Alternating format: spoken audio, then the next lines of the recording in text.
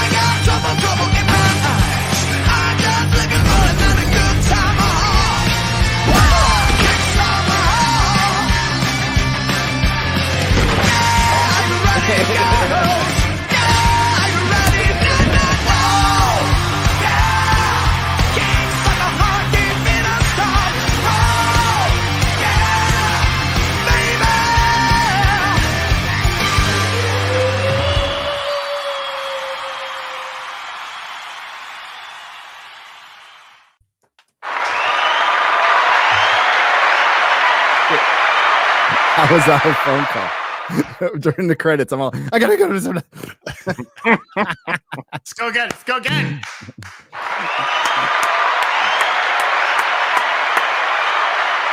Oh, I go out of focus. It's like a rack focus. It's like a rack focus. It's like Morocco. It's a nice rack focus. A nice rack focus would be like going with Sydney Sweeney's tits and then focusing in on Anna de Armas's tits. That's a nice rack focus. Oh, hello. I'm inclined to agree. Already demonetized. Thank you. Hi. Oh, dude, get out of here. You're knocking everything over. Sorry, my dogs. I thought you were talking about me. Dude. As you're always knocking everything over, man. Hi, everyone. Welcome to the Real BBC Bagging, Boarding, and Chatting. We've got Gary for a little bit today. He's just had enough of our shit. So he's out of here. Facts. So no, I am busy. He's a busy boy because he's off to Peru on when? 2 weeks from tomorrow. No, a week from tomorrow. A week from tomorrow. Sorry. In a week. You are the living embodiment of late for your own funeral. Yes, you know dude. That. Bro. I take one thing at a time, literally. Okay, it's just whatever's right in front of me right now is what I'm focusing on. And right now, that's you guys in the chat. Isn't that cute? So when he goes, I think Molly and I are we're gonna talk some Ubisoft. We're gonna talk some Assassin's Creed. We're gonna talk probably some CD Projekt Red, some Bethesda. There is all kinds of really insane shifts in the Western gaming industry, or as I like to call it, chickens coming home to roost. So we'll see how that goes down. Gary, welcome to the show. Hello. I have seen Joker 2. We'll save that for a little later in the show. I will be spoiler free. Yeah, doesn't come out till Friday here. Doesn't come out till Friday.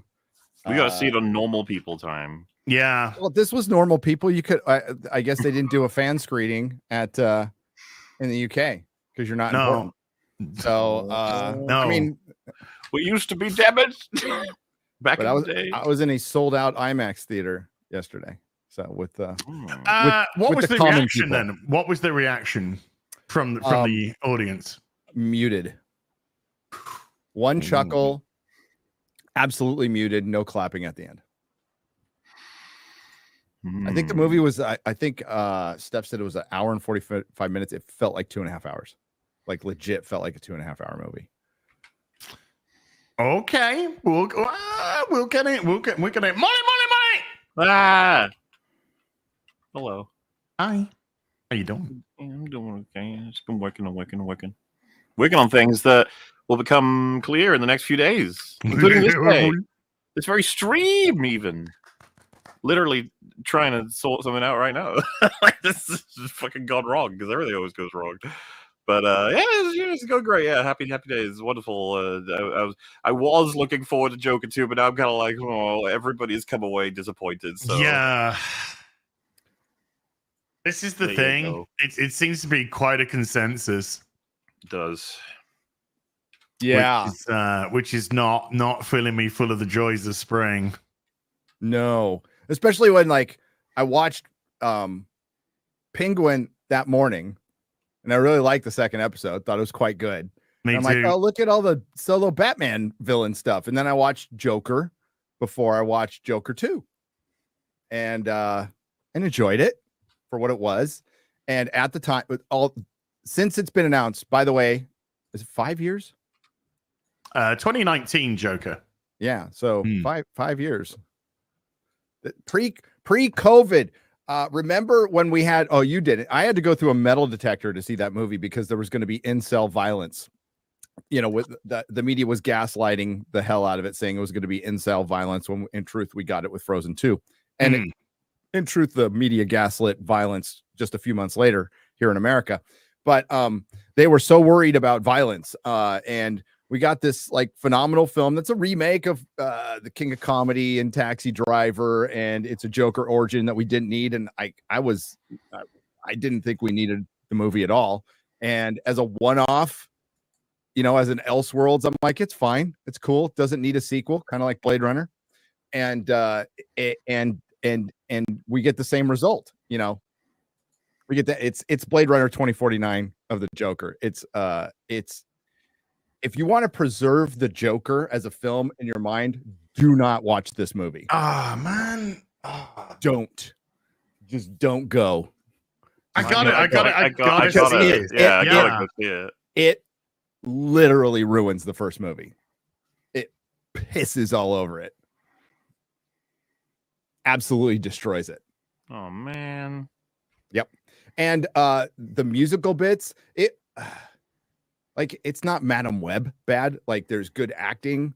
Lady Gaga is good in it. Joaquin Phoenix, everybody's good in it. It's well put together. It's well directed. It's just pointless as hell. And it would have been better without the musical scenes, which most of the musical scenes are sung like this.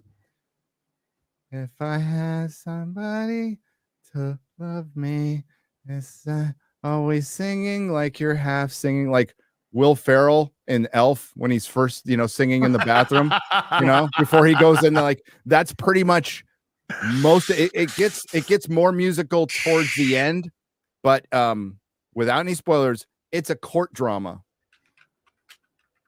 Okay, it's a musical court drama. Better court drama than She-Hulk. Yes.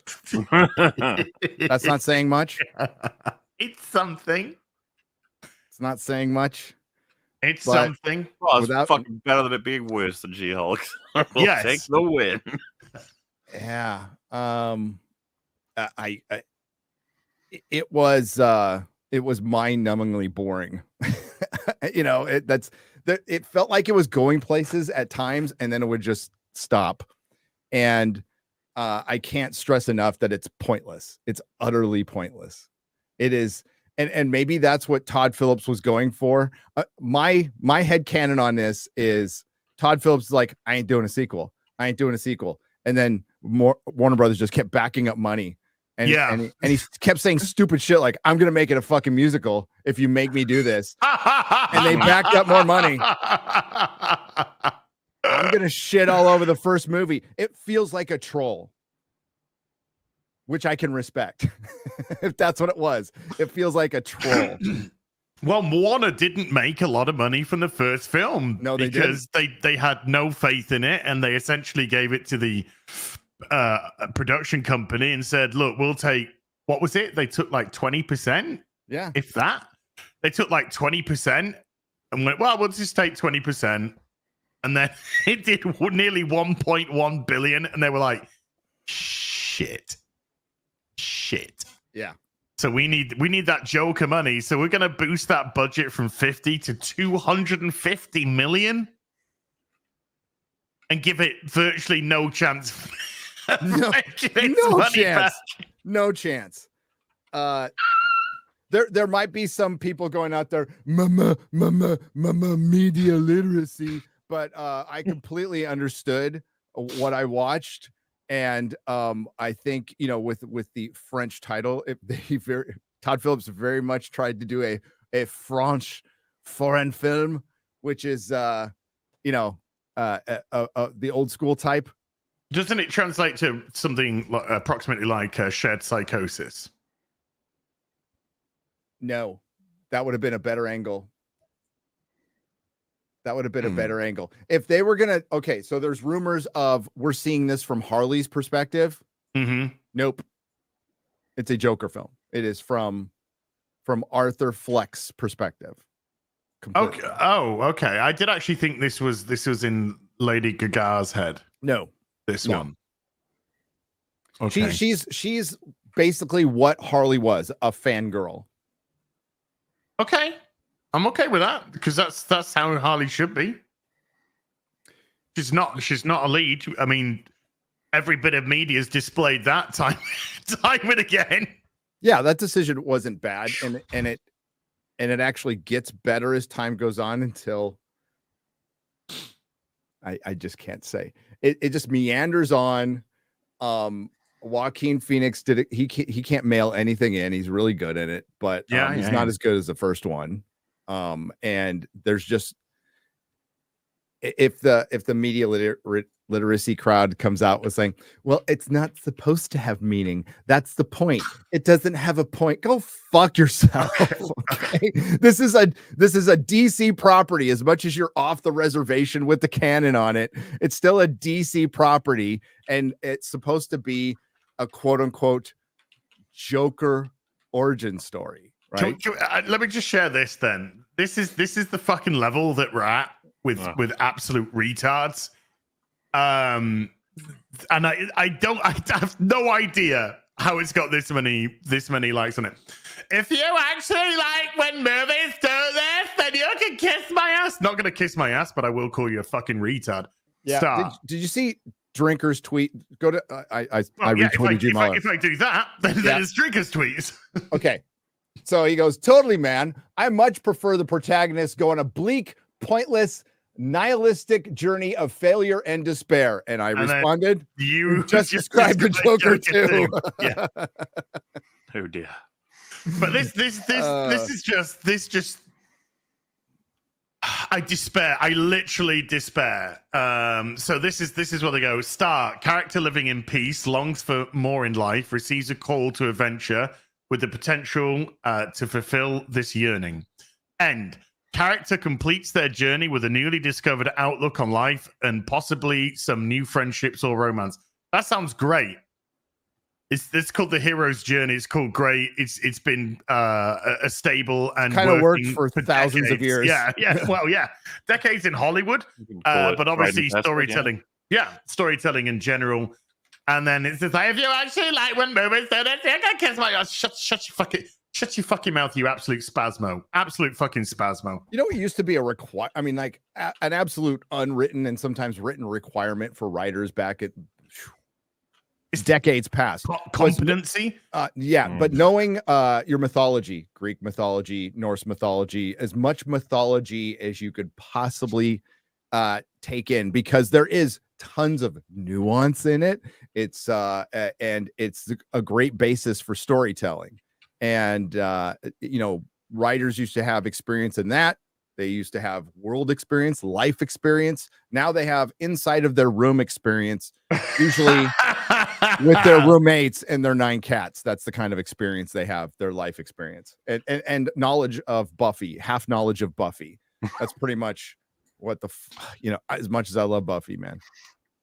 Everybody trying to. I'd go so far as they think they understand weed and humor, and they relate it to everything that's come out from Marvel in the last 2 years. Well, to understand weed and humor is staggering panther. Yes, to understand weed and humor is there was some duality there.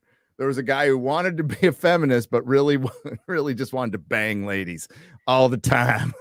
Right. So a male feminist. Yeah. A wolf in sheep's clothing. Yeah.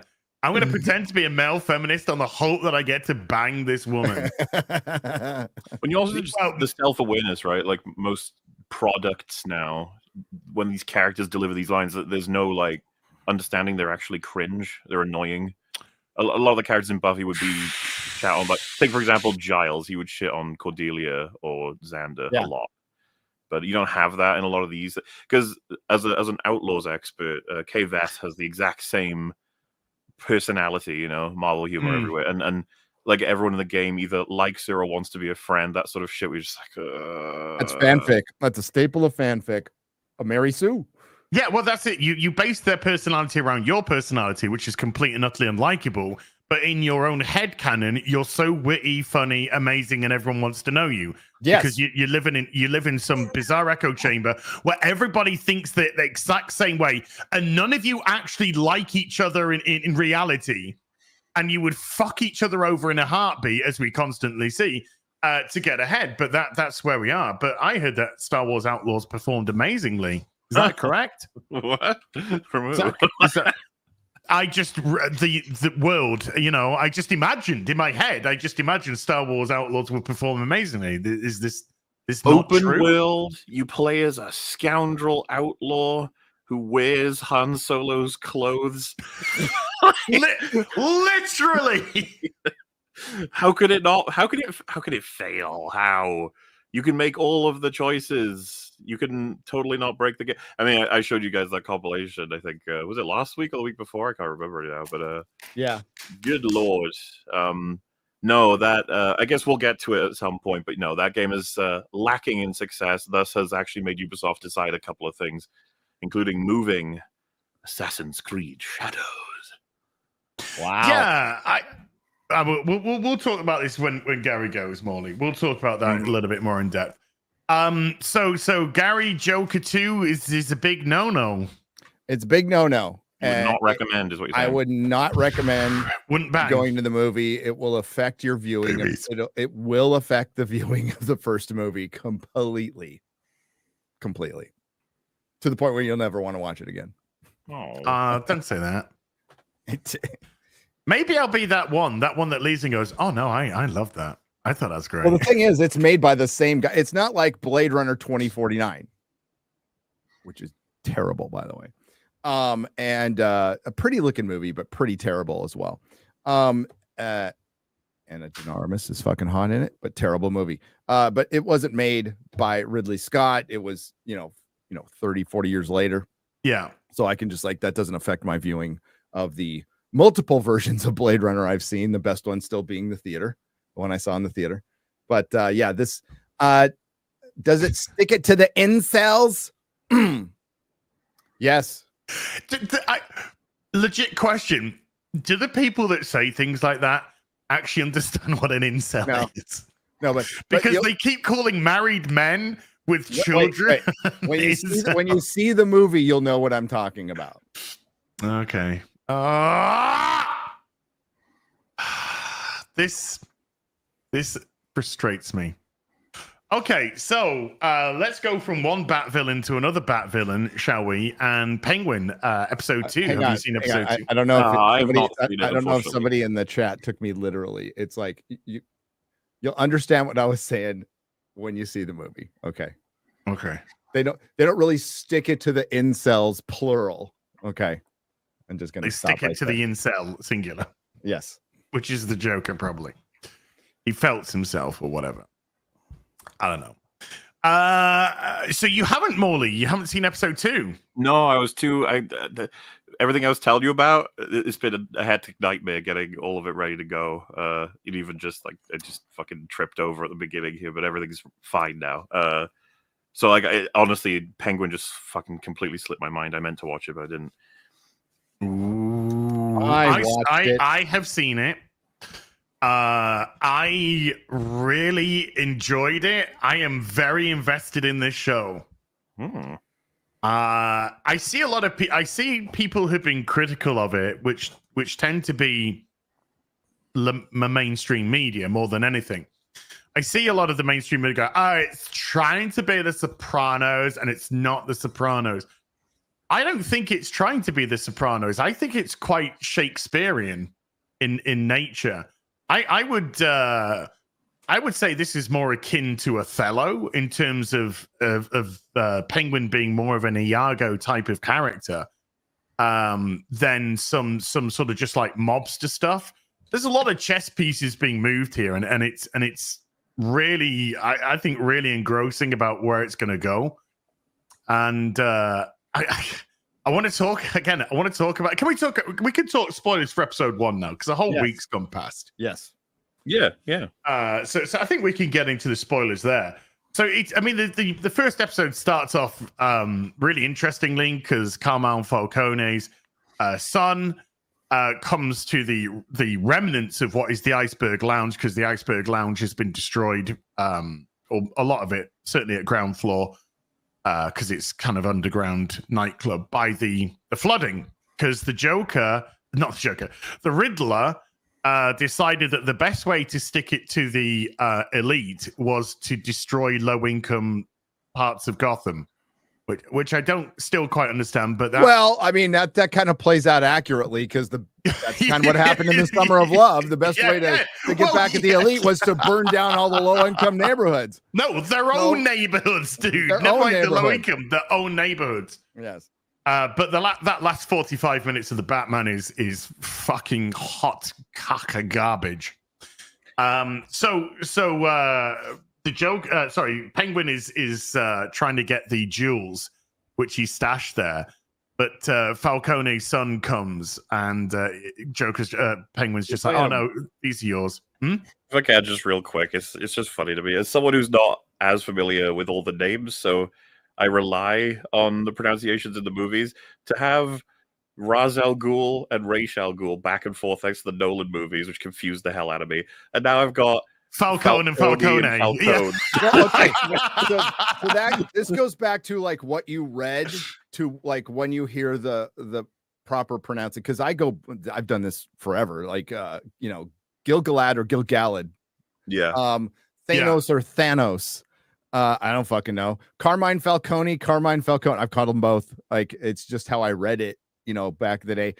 Ra's al Ghul, Ra's al Ghul. I called him Ra's al Ghul forever. So I heard quite early on in Batman the Animated Series him being referred to as Ra's al Ghul before I really got into a Ra's al Ghul story. So to me, it's always been Ra's as opposed to Ra. And then when of course Batman Begins came along and they referred to him as Ra's al Ghul, I was like,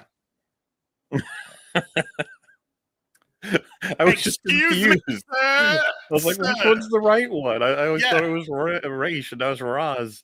Yeah. And I mean, I've heard Falcone. Okay. I'm sure they've referred to him in the cartoon as Falcone before as opposed to Falcone. It was almost as blunt as like you had Maroni and Falcone. Like that's how he said it in yeah. It was like, okay, I guess. Which is kind of funny in retrospect. Yeah, well, you could get your Marones and your Falcones confused with your Falcons and your Marones and your so. Was it Tom Wilkinson played Maroni in Batman Begins? Yes. R.I.P. R.I.P. Wonderful actor. Yeah, absolutely wonderful actor. So he turns up and Penguin gives him the jewels, saying, "Oh yeah, I was totally going to give these to you. These are your inheritance." And Falcone's pick one. Sorry, my dog thought it was playtime. Your dog always thinks it's playtime. Always. Because it's the dog wants to play. Dog just took out like took out Faramir, Legolas, Aragorn. No. What is this? The Two Towers? Oh, by the way, this week I have just watched the extended trilogy again over the course of the last 2 days.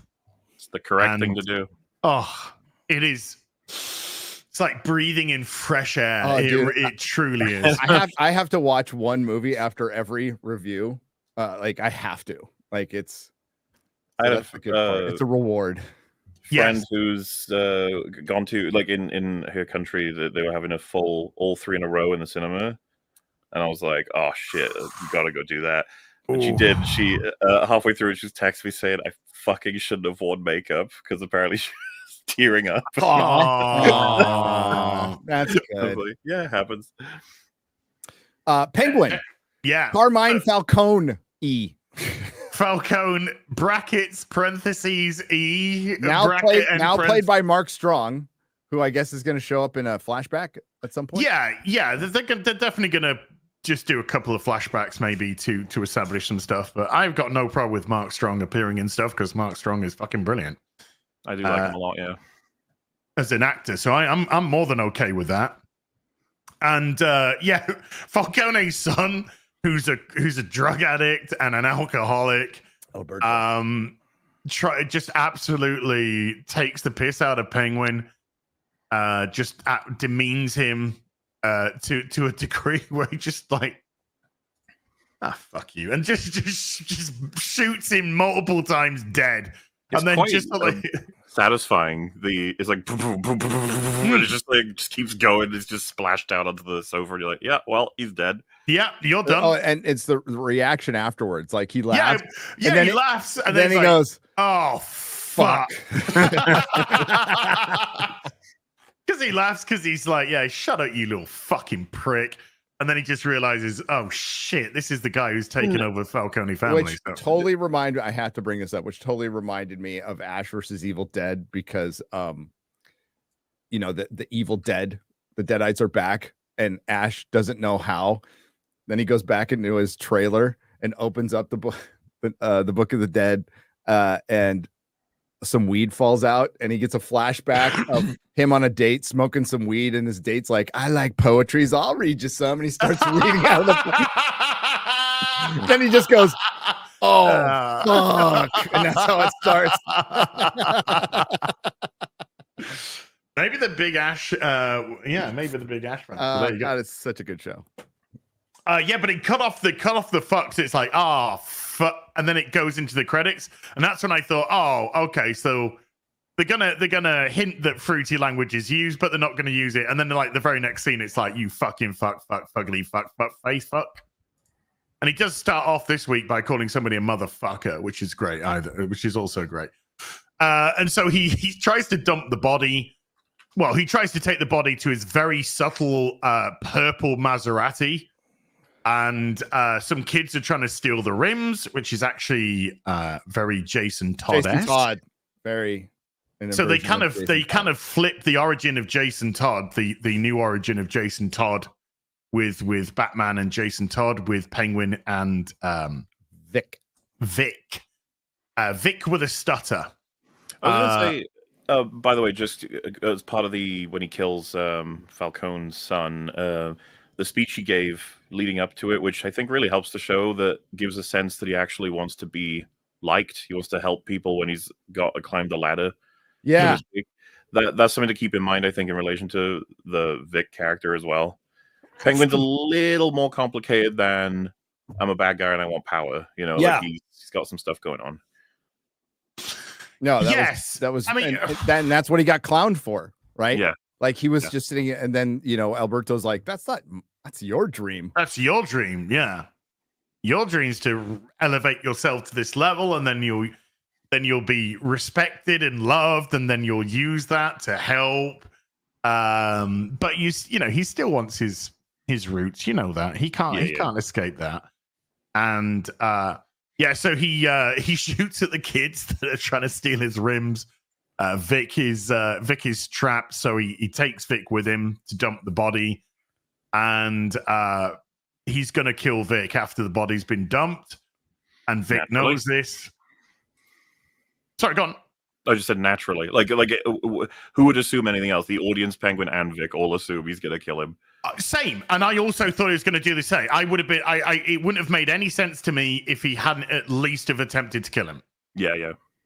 So he's just like, look at that beautiful sun's rise. Turn around and look at it. And then Vic obviously knows as soon as he says that. Oh, like, really? Like, yeah. Oh, come on, man. Come on, dude. Come on, man. And then he's just like, no. And the Penguin's like, do it. Turn around. Come on, turn around. And it's just like, please, come on. I'll help you. I'm not going to say anything. Please, just don't fucking do this. Don't fucking do this. Give me a chance.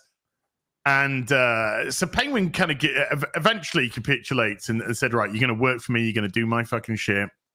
And you could, it's more like so frustrating because there's something that happens in episode 2. It's okay. You can mention if you, there's a point in episode 2 where Penguin has to bury 2 bodies. and Vic's the one who's digging the graves, obviously.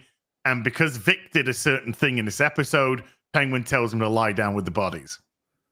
Okay. And he wants him to look at the bodies when he's lying down with them. And he's saying to them, "This is you. This is you the next time you fuck up. This is you. So remember this feeling. Fucking lying down with these bodies. Because this is what is fucking happening to you." But you have to, I won't tell you how we get to that place. Okay. Dude, yeah. But that kind of shows that even though he spared Vic, I personally don't think Vic's fate's gonna work out for him. I don't think it's gonna work out for him in the end. Yeah, dude, that scene reminded me of a moment in my life. Yeah. So there was a dude, English Tony. He was a Brit. We called him English Tony. OD'd in his Winnebago, and we found him. And I just stared at the dude because like I was high at the time, and then we got high in his Winnebago while his body was still in there. Wow. Yeah, and I just stared at it like that, and knowing like this is me, dude. This is my you. fate. Yeah. This is my fate, and I still got high. And then we reported it. We went and we did a little anonymous call. Jeez. Yeah. That But is yeah. He had OD'd on the meth. So for episode 1, Penguin, we'll kind of give you the TLDRs because I really would love the audience to watch this show because this show is starting off really good. The TLDRs, Sophia Falcone has come out of Arkham Asylum. She was actually incarcerated at Arkham because she's fucking psycho. She's nuts, but she does it in a very reserved kind of a way. We discover this week it's because she murdered 7 women. They're all that went dark. Sorry. It did go. We kind of went very. It went very Dude, train spotting. That's the first thing That's the first thing I thought of. I'm like, oh fuck. Az did such a wonderful job moving on. Yeah. Never mind. Yeah. Gary. All right, keep moving on. I'll shut up now. Gary's trauma brought him back. It brought him back again. So Sophia has been released from Arkham, and she's psycho, and the Penguin knows that she's psycho, and so he's really trying to work out how he's going to get himself out of this mess.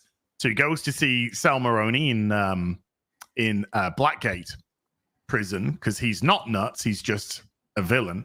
So he sees him at Blackgate and says, "Look, they're trying to close down my dope operation. They want to move it to some fucking shitty place of town, which will barely get them any business. If you take over and I'll help you, then we can keep this operation going where I'm doing it, and we'll make bank." And he's just like, "Fuck off, Penguin. You know, you're duplicitous piece of shit. Fuck off." And then he gives him the ring. He gives him the ring that he took from Falcone's son, puts it on the table, and says, "That's how fucking serious I am." And then what he does is he gets Vic to put the body of Falcone's son into a trunk of a car. He drives it into the Falcone's, house, beautiful house, and he's scratched on the boot when you open up the boot. Revenge. Payback or something. Yeah. Boot. Trunk. Yeah, it's like payback or payback. It's an American or, show. yeah. It's a trunk. The boot. It's your boot, all right? It's not The a boot. fucking boot. A boot It's your is boot something in the, you put on you your put it in fucking the seat. carriage. Which is In the opposite carriage. side of the bonnet. It's not a fucking bonnet. A bonnet's something like you would put on your head. It's called a hood. A hood. A hood is something you That's put on your something head you do before put on you your hang head. yourself. I would put a hood on my head. You can put a bonnet on your head anytime you want. Followed by a noose, though, Gary. That's the problem. And so they set it up. That it was the Maroni. Is it? No, it's Salvatore, isn't it? No, It's Salvatore Maroni. Maroni. Yeah. Yeah. So Maroni. So he's setting it up. So it's Maroni versus the Falcones. And The only question I had for that, because as I said last week, I thought that was a really cool payoff and quite clever, but what if Maroney says, like, because the fact that he has the ring is quite an important element of this in terms of convincing everyone. But what if he says, like, yeah, Penguin gave it to me? He mentioned. What the point? That am I getting ahead of myself for season 2? That's season 2, episode 2. Sorry, it's well. They kind of use that. They kind of use that information in episode 2. Yeah, so it goes somewhere. It doesn't get forgotten. Yeah. It's used as a kind of threat, in case because they still don't fully trust. Right, I Oz. got you. Yeah. So they kind of use it as a threat. Yeah, the Penguin is not like this master schemer planner. He's a survivor. So he can just shift on the fly. The plan is to survive, and if I survive long enough, then I will take over this city. That's pretty much it. And I loved at the end of the first episode when he goes, "We're not going to play it safe anymore." And it's like, you haven't been playing it safe. No, I mean the very fact that he goes to Blackgate, I'm amazed that there isn't any snitches in Blackgate that would go and talk to the Falcones. That's primarily like, this is where it becomes fantasy, right? Yes. Like, this is the fantasy. For one, you would not have a prisoner like Salvatore Maloney would get privileges, probably because it's a corrupt Gotham. I get that. Penguin probably be allowed to visit him. They wouldn't discuss business in an open environment in a prison. Nobody would fucking do this with a guard there, because and I wouldn't even worry about the guards. What Az just brought up, snitches. You would worry way more about snitches and informants than you would about the guards, who could simply be paid off, probably. But like that would just never fucking happen in a million years. They'd find some other way to talk about it. It'd be like kind of code or something. But it's Batman. It's a completely corrupt Gotham. So yes, why not? That was my only nitpick. And I got it. My takeaways from the first episode: Colin Farrell is fucking amazing. So good. He really has just brought the Penguin to life in a great way, particularly a way that operates. If you're a comic reader as well, with the Penguin being this sort of mob orientated gangster now at the Iceberg Lounge. So he does bring that to life brilliantly. And I really like Sophia because she's fucking. I thought she was great. Yeah, she's really good. She's psycho. She plays it really well.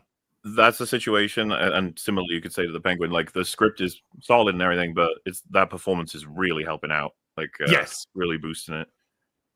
Yeah, it's so because there's a wonderful scene in the first episode where Penguin goes to see his mum, and his mum's clearly suffering from dementia, and you kind of think, oh, it's going to be this I'm heart of gold looking after me mum. She don't know what's going on type of affair, all this kind of stuff, and then it becomes very apparent she knows exactly what's going on, and she also encourages it. And it feels almost like a sort of there's a level of subtlety to the writers being like, this is why he is who he is. Yes, and you get to enjoy that influence, knowing like, oh, because you're right. The scene does sort of start off in a more generic, like, this is his mom, he takes care of her sometimes way, but it turns a bit. You're like, oh shit, all right, yeah, cool. Yeah, it turns really well, and she turns really well. Because she kind of has that, regardless of whether she knows what's truly going on in terms of the then and now, she does switch. That the switch does, flick. And she knows what is going on. Yeah, she's got the eyes of a girl. It's like, okay, I'll spend a night with her, but I ain't marrying this one. No way. No way. But I'm legitimately loving Sophia. She's good. And with what they did with her in episode 2, which again, with what they did with her in episode 2, it's just like, fuck. Well, it fills in her character. Like it was like, we're gonna focus on Penguin. And the way I saw the first reactions, I thought it was all going to be about her, but no, this is very much a Penguin show. This is Colin Farrell's show. But they do fill in some blanks with her that are really cool. I have to imagine that was part of his deal to do this. Like, the amount of stress and frustration and effort it's going to be for that makeup is like, it's going to be me, okay? But like, it's still cool. There's room for these other character actors to really get in there. Like, fuck, Clancy Brown. Yeah. Oh yeah. He's Salvatore. Looking forward to more from him. Yes, he was in it. He was in it a little bit this week. And what they are setting up with that is interesting because he is Avasarala leaning is in into it. Avasarala from The Expanse and the woman from Arcane, the one with the voice like this. Oh yeah, That's Salvatore's wife. So she's good. Cool. Yeah, she's a good actress in general. I like her as an actress in general. But my God, her voice is getting even. She's hitting those Rothmans like they're going out of fashion. You know what's weird? Just on a side note, like everybody fucking smokes in Hollywood, and I know that they do in the UK, but like I was watching behind the scenes of House of the Dragon, like everybody's got a heater. You know, they're all smoking all the time. Like, I've ever seen people posting photos like almost every main character is smoking together. Yeah, it's just like shit. Yeah, wow. Like chefs. It's when you're in high stressful, high impact environments. The amount of smoking that goes on in those environments is. Did you used to smoke crazy. as? I did, yeah. Okay. And I quit about 20 years ago. Although I do have the old cigar. I do like an old cigar now and again. I like cigars. I want to try cigars. I've never actually done that, but cigarettes I tried and I was like, tastes like death. I'm all right. Yeah, it's that's what they are. So yeah. Like not even like in a morally judgmental way, like literally the taste of it. I was like, like rather. I started with like cloves when I was like, I don't know, 11. I think it was 11 or 12. I was the gay smoker. I started when I was about 16, 17, and it was Marlboro Lights. Marlboro Lights, yeah, Camel Lights, Marlboro Lights, Marlboro Reds, exactly. Camel Lights, Marlboro Lights. That was the one. The social smoker, and then it kind of graduated from there. And then about 20 years ago, I was like, oh god, no, I'm waking up feeling like ass. This is just, and I just quit. I just quit cold turkey. I want to try smoking a pipe at some point as well. Pipes are cool. Cigars pipes are cool. Cigars are good because you don't inhale a cigar. If you do, good luck. Have fun. Nice knowing you. So cigars are nice. Yeah, it's Sophia's smoking away. She's smoking away in this episode. And it feels like a real lived-in world. I love the fact that they have so many outside broadcast, scenes that Gotham feels real, that this whole environment feels real. It's very well produced indeed. I think the writing is really sharp. Again, just like the first Joker movie, a show I just had no interest in at all. And then it's come out and I'm just like, God, this is really fucking good stuff. This is good. It would be so much nicer if they could just do this with Batman. I'm just okay, let's think about the mayor, one of the good black people that Ryan pointed out in his video, of the very corrupt Gotham. I mean, like, where do you go with this, right? Because she ain't gonna win. Do you dust her? Like, do you take her out? Like, what do you do? Because for this we're building up to Batman, right? So it's got to be a corrupt Gotham. Now, also, there's another problem. It's clearly a Democratic mayor. And clearly a Democratic city. So like it's working as intended. It's the world outside your window right now, It's like, I don't know. I want this to be a like Gotham's got to be a character, it's got to be a fantasy, but it's just fucking New York right now. So in Chicago, kind of molded into one. Yeah, I mean Gotham is New York, in essence. That's what it was to start with. And you're saying you want to see Mr. Freeze played by some Austrian bodybuilder in this show. Oh, I'd be fine with that. God, when I first heard that casting, I'm like, that's great. I can't wait to see it. The thing is, Gary, he would have done it however they required him to do it because he's Arnold Schwarzenegger, right? Like he's not just gonna run off it because like it feels like there's a universe where that would have been good. Yes.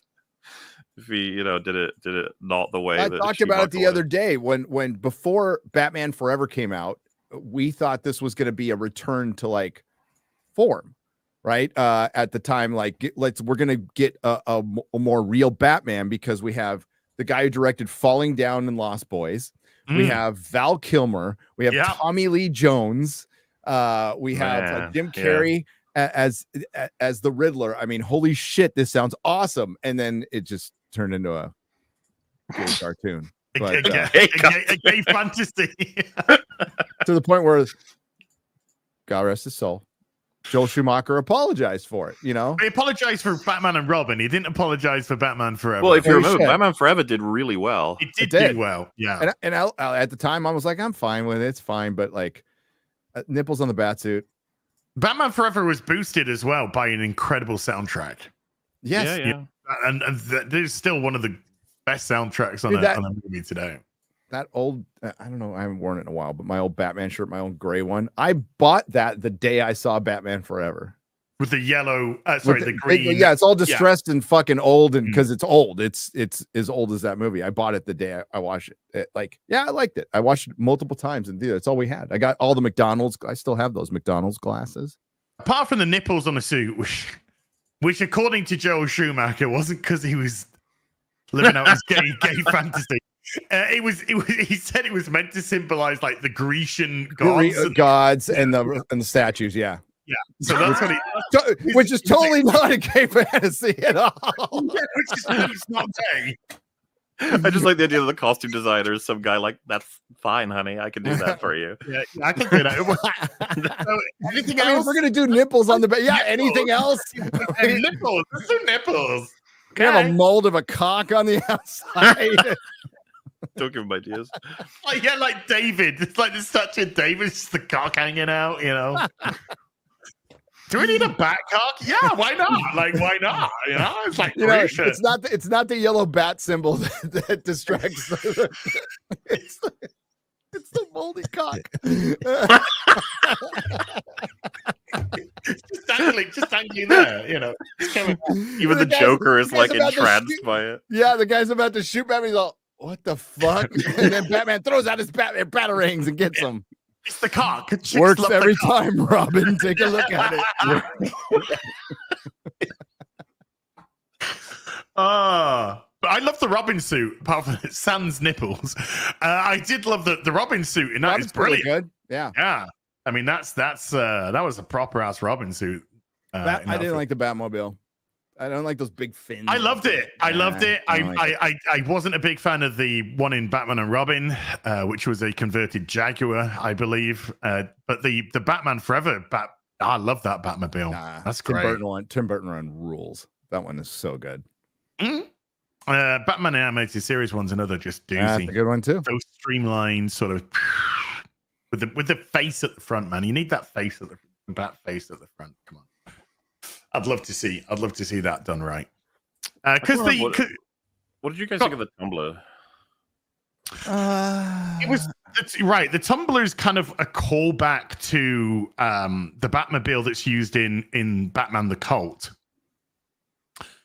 which is a mini series where Batman is essentially taken over by an underground cult, Deacon Blackfire.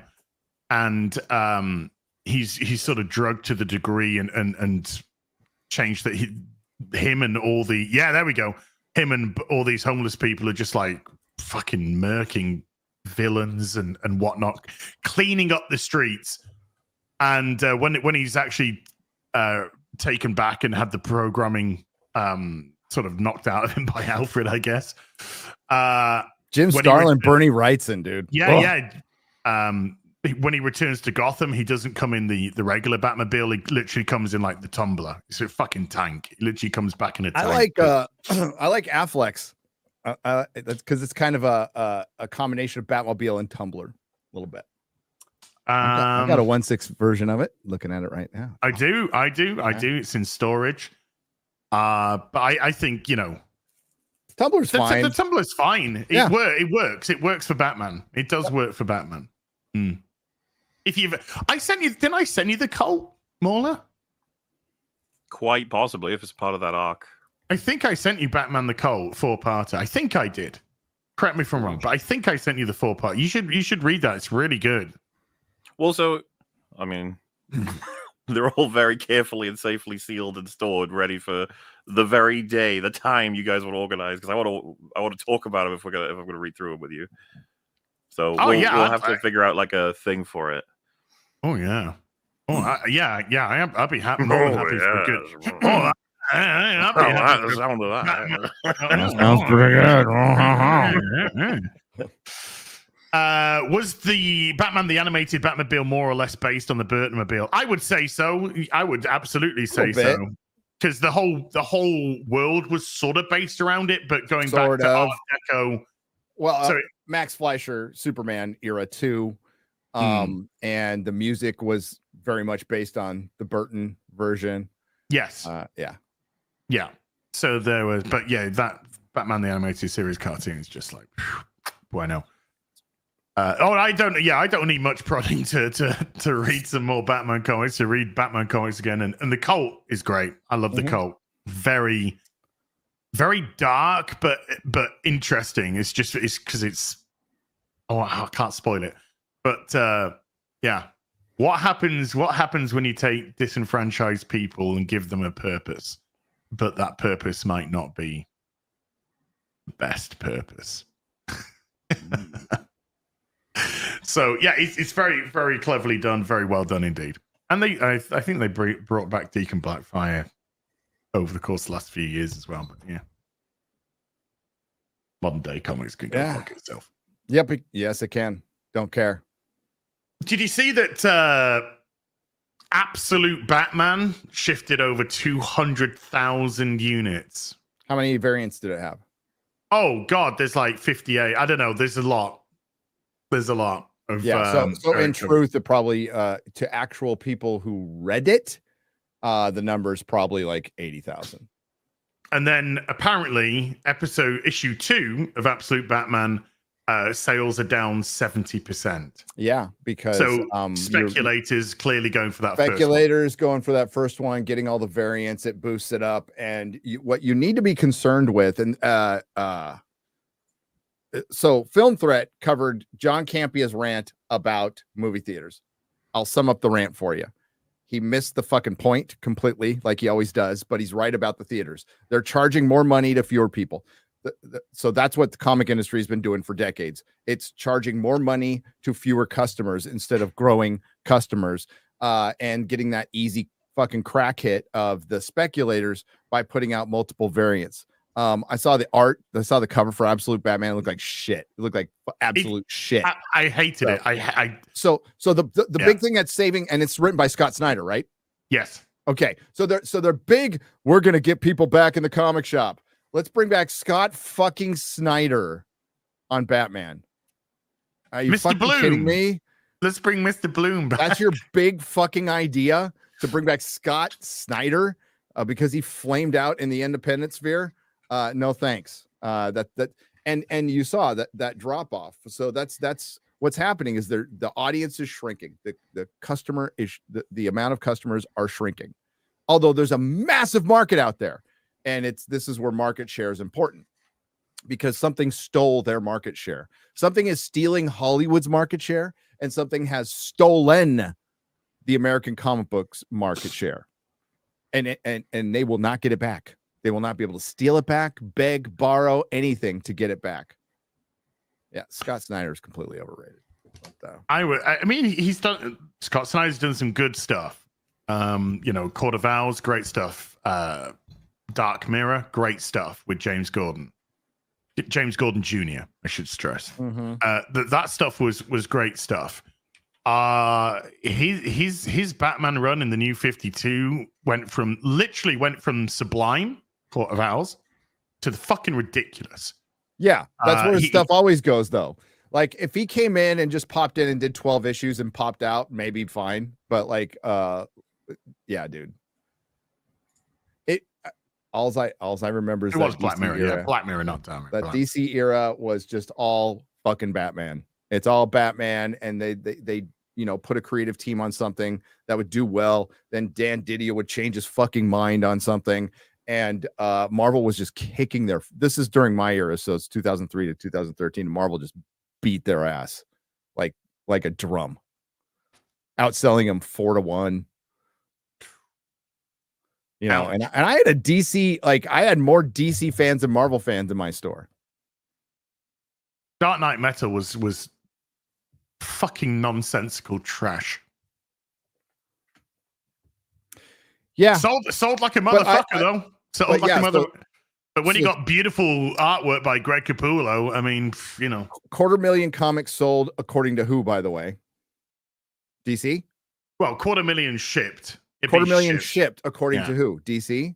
Probably, yeah. Okay, so 250,000 shipped. Okay, let's just say all of them are off the shelf, and I think they went to a second print. That doesn't mean everything's off the shelf.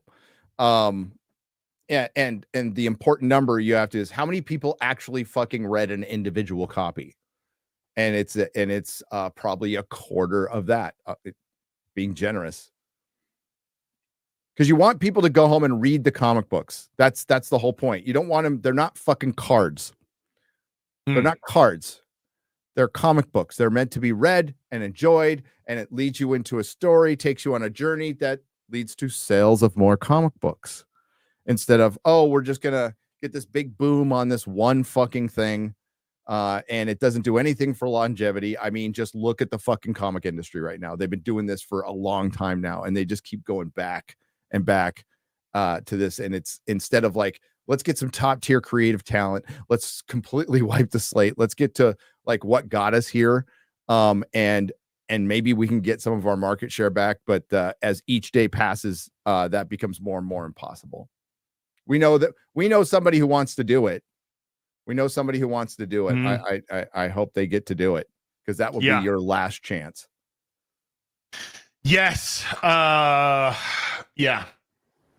But Batman, somebody's just said, what are your thoughts on Batman Who Laughs? Can't stand the character. Can't stand it. You know, very, very nice aesthetic and all that, but just derivative Bat Joker, just no. I just stop, please, God, just fucking stop. Yeah. But yeah, it really would be nice to, because I thought when they were rebooting this stuff, I thought we were going to go kind of like back to basics and kind of restart and reset. And no, we're doing these weird fucking. It doesn't surprise me in the slightest that sales have dropped 70% from issue 1 to issue 2, because I think it's been perceived as a curiosity by people as opposed to a legitimate direction that that could offer an alternative to the shit that's going on in the main line.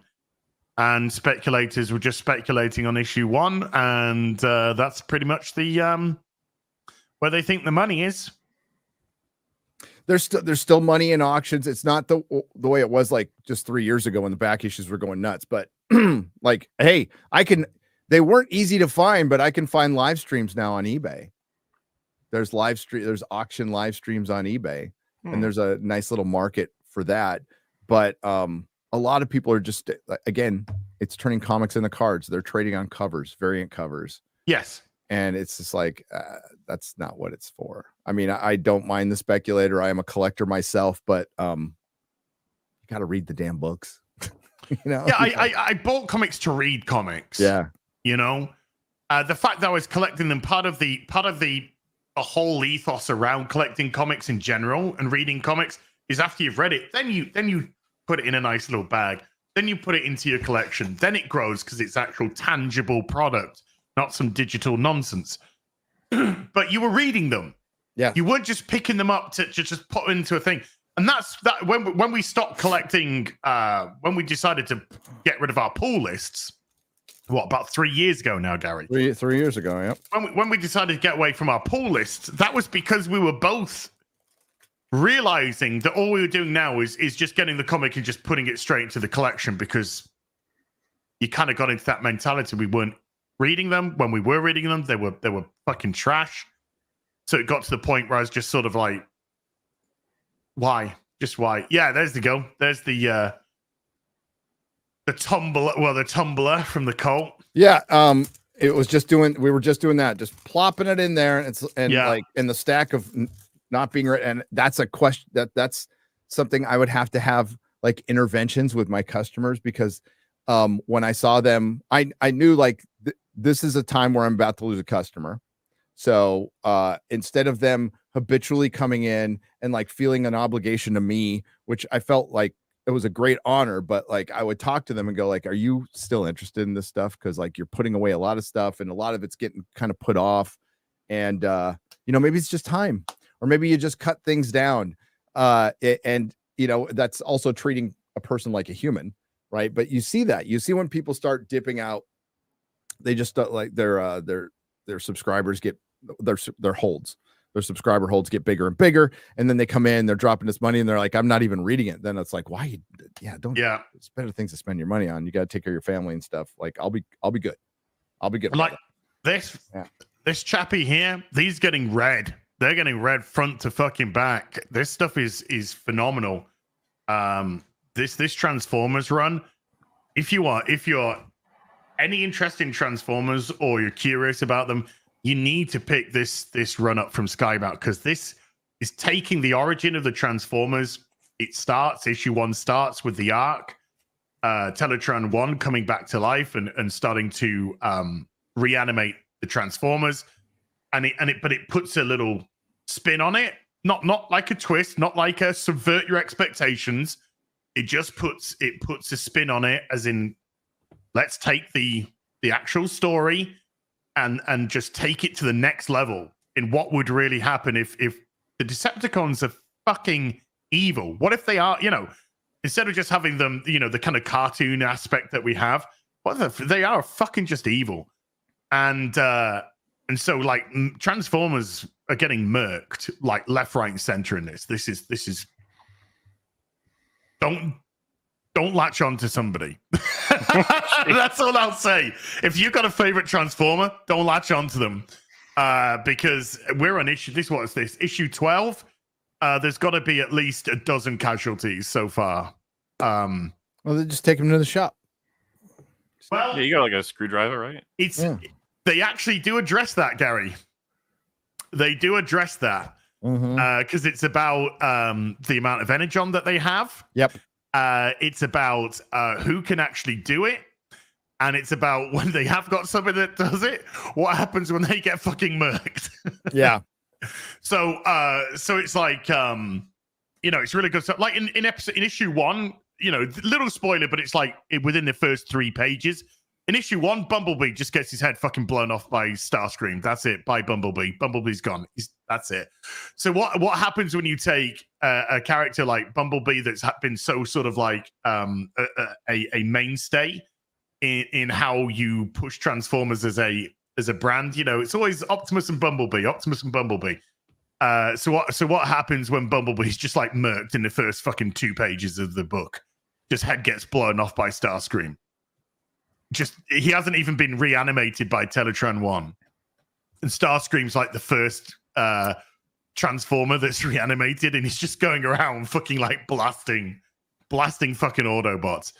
And they do some great stuff with Optimus. They've done some great stuff with Jetfire in it. They did some great stuff with Ratchet, Beachcomber, Cliff Jumper especially. Cliff Jumper kind of taken on that role of Bumblebee in this. Spike, bringing in new characters. There is some awesome fucking stuff going on with what they're doing with these characters, and it's like every issue, as soon as it drops in the letterbox, it's just straight opened.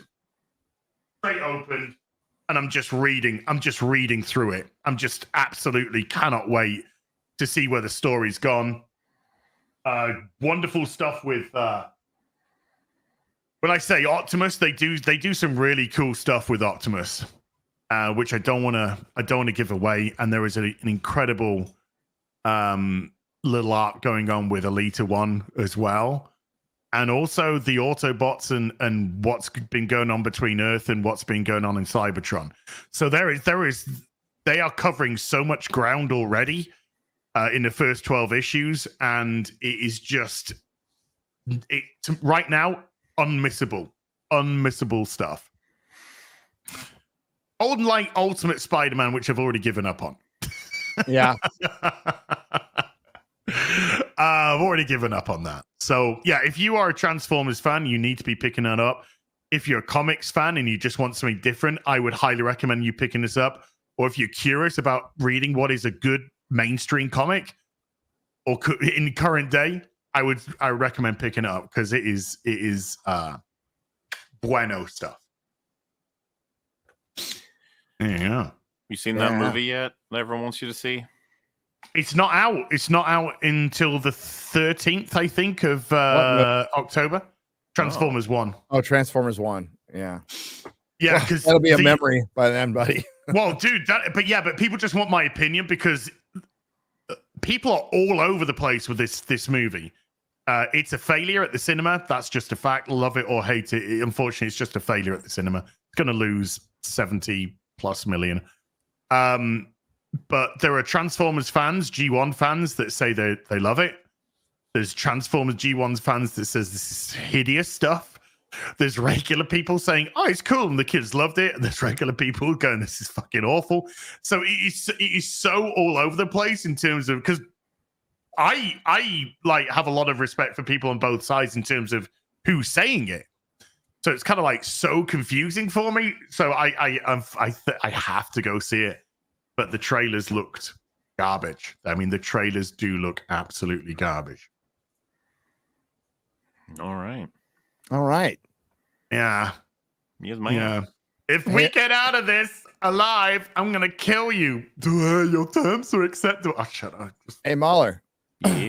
What'd you think of the romantic kiss between Elrond and Galadriel? Oh shit! Yeah, that is the newest Rings of Power episode since we've done a real BBC. Oh, it's the worst episode of the series. Like I thought so by a long shot. But I caveat with saying it was the funniest. Of most memeable. Yeah, absolutely. It was Acolyte level memeable. I don't know how funny you found it, but when Celebrimbor knocked that elf girl off the barracks or whatever the fuck it was, I lost it. I thought it was so fucking funny. I laughed when that happened. And then when the orc like looked down, looked up, like, you dropped an elf. What the fuck are you guys doing? Let me take care of this for you. And the fact that the show was like, oh no, you knew, remember her? She's the one that we gave a bunch of modernity. And we were like, who the fuck is this lady? Like, what was funny is I've been watching them with Friggy, right? And so every time she comes on screen, he'll consistently be like, why do they keep showing her? I don't care about her. Stop trying to make her a thing. And then they kill her. And you're like, oh, that's why they showed her like 5 times. It's to make it sad when she dies, because that's how that works. Yeah. Amazon original character. She's supposed to be like Grandma Brimbor's assistant. Yeah. And she's the one that, like, it's so typical with this show. Like, there's a bunch of, elven warriors of Eregion who've been around, and this bitch who's a jeweler is like, they're damming the river. They're like, she's pointing all the shit out. She's walking around the battlements while it's just getting pelted, right? By the way, these battlements must be the fucking toughest walls. Like, America needs to build this wall because they fired Shad pointed this out. It's a couple of miles at least to hit those cliffs with the trebuchets that they turned around really fucking quick and precisely damming up the river, but they can't knock down that 20-foot wall. They didn't use the mountain destroying trebuchets to bring down a weak wall. They don't even try. Hello, and that is not how dabs work.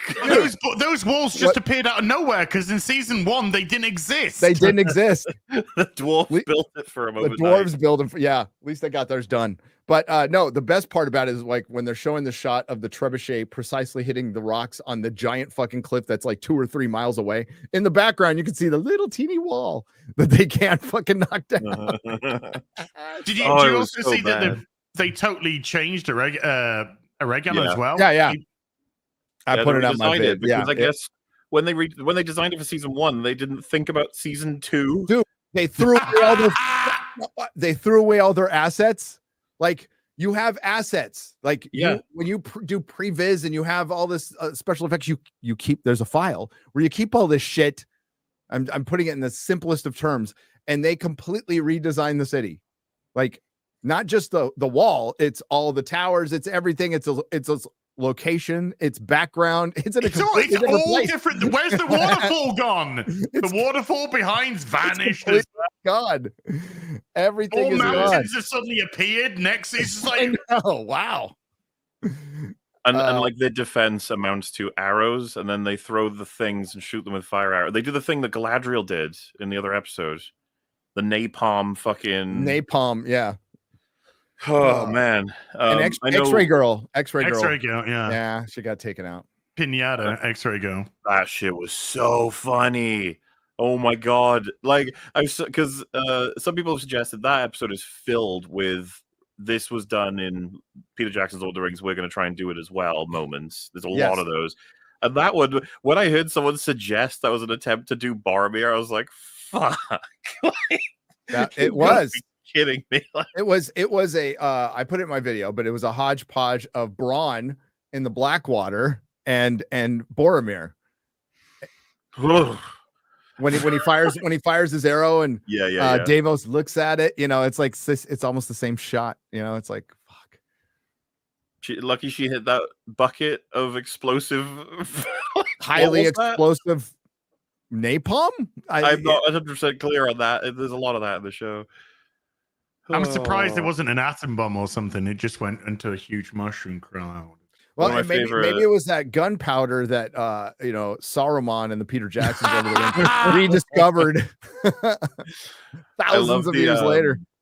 The thing Drinker pointed out, right? First of all, the sun working the way that it did, even though like the mechanics are nowhere near as thought out as they are in the Peter Jackson trilogy. Like, the fact that wizards can command light to an extent, like that's obviously made clear but with this, it's just the sun decided to draw the line with elves, and because I was like, that's how the sun works, Morley. Didn't you know? Do you remember when they were like, Sauron has got a plume of smoke to spread out across Mordor and further to protect the orcs?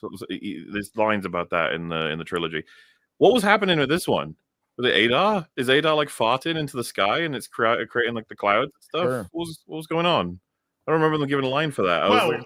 Well, you see, in the Lord of the Rings trilogy, because the Uruk-hai, of course, are bred, they were bred to tolerate the sunlight. That was one of the things they were bred for. Now we're dealing with orcs which aren't. And so the show's just got to contrive the way to protect them because they wanted to have them in the daylight. So they just had the sun be like, "Oh, we're going to stop here." I mean, it was pretty fucking funny. And then the world's still flat right now. To have the war happening, and then they have negotiations while the war is happening behind them. Yeah, that's not how negotiations work during war. That was real fucking funny. Like, talking about the next steps, the nature of where the ring is, and whether or not they can get Galadriel back. Meanwhile, the fucking Eregion's getting blitzed. What are you doing? Oh, dude, and then when they're like, negotiations are over, leaves, like, okay. And they start leaving, and then the orcs start being like, we're just going to try and kill you. And he's like, I'll kill you. And like halfway through leaving the encampment, they just start going like, we're at war. Fuck you. It's the most disorganized mess.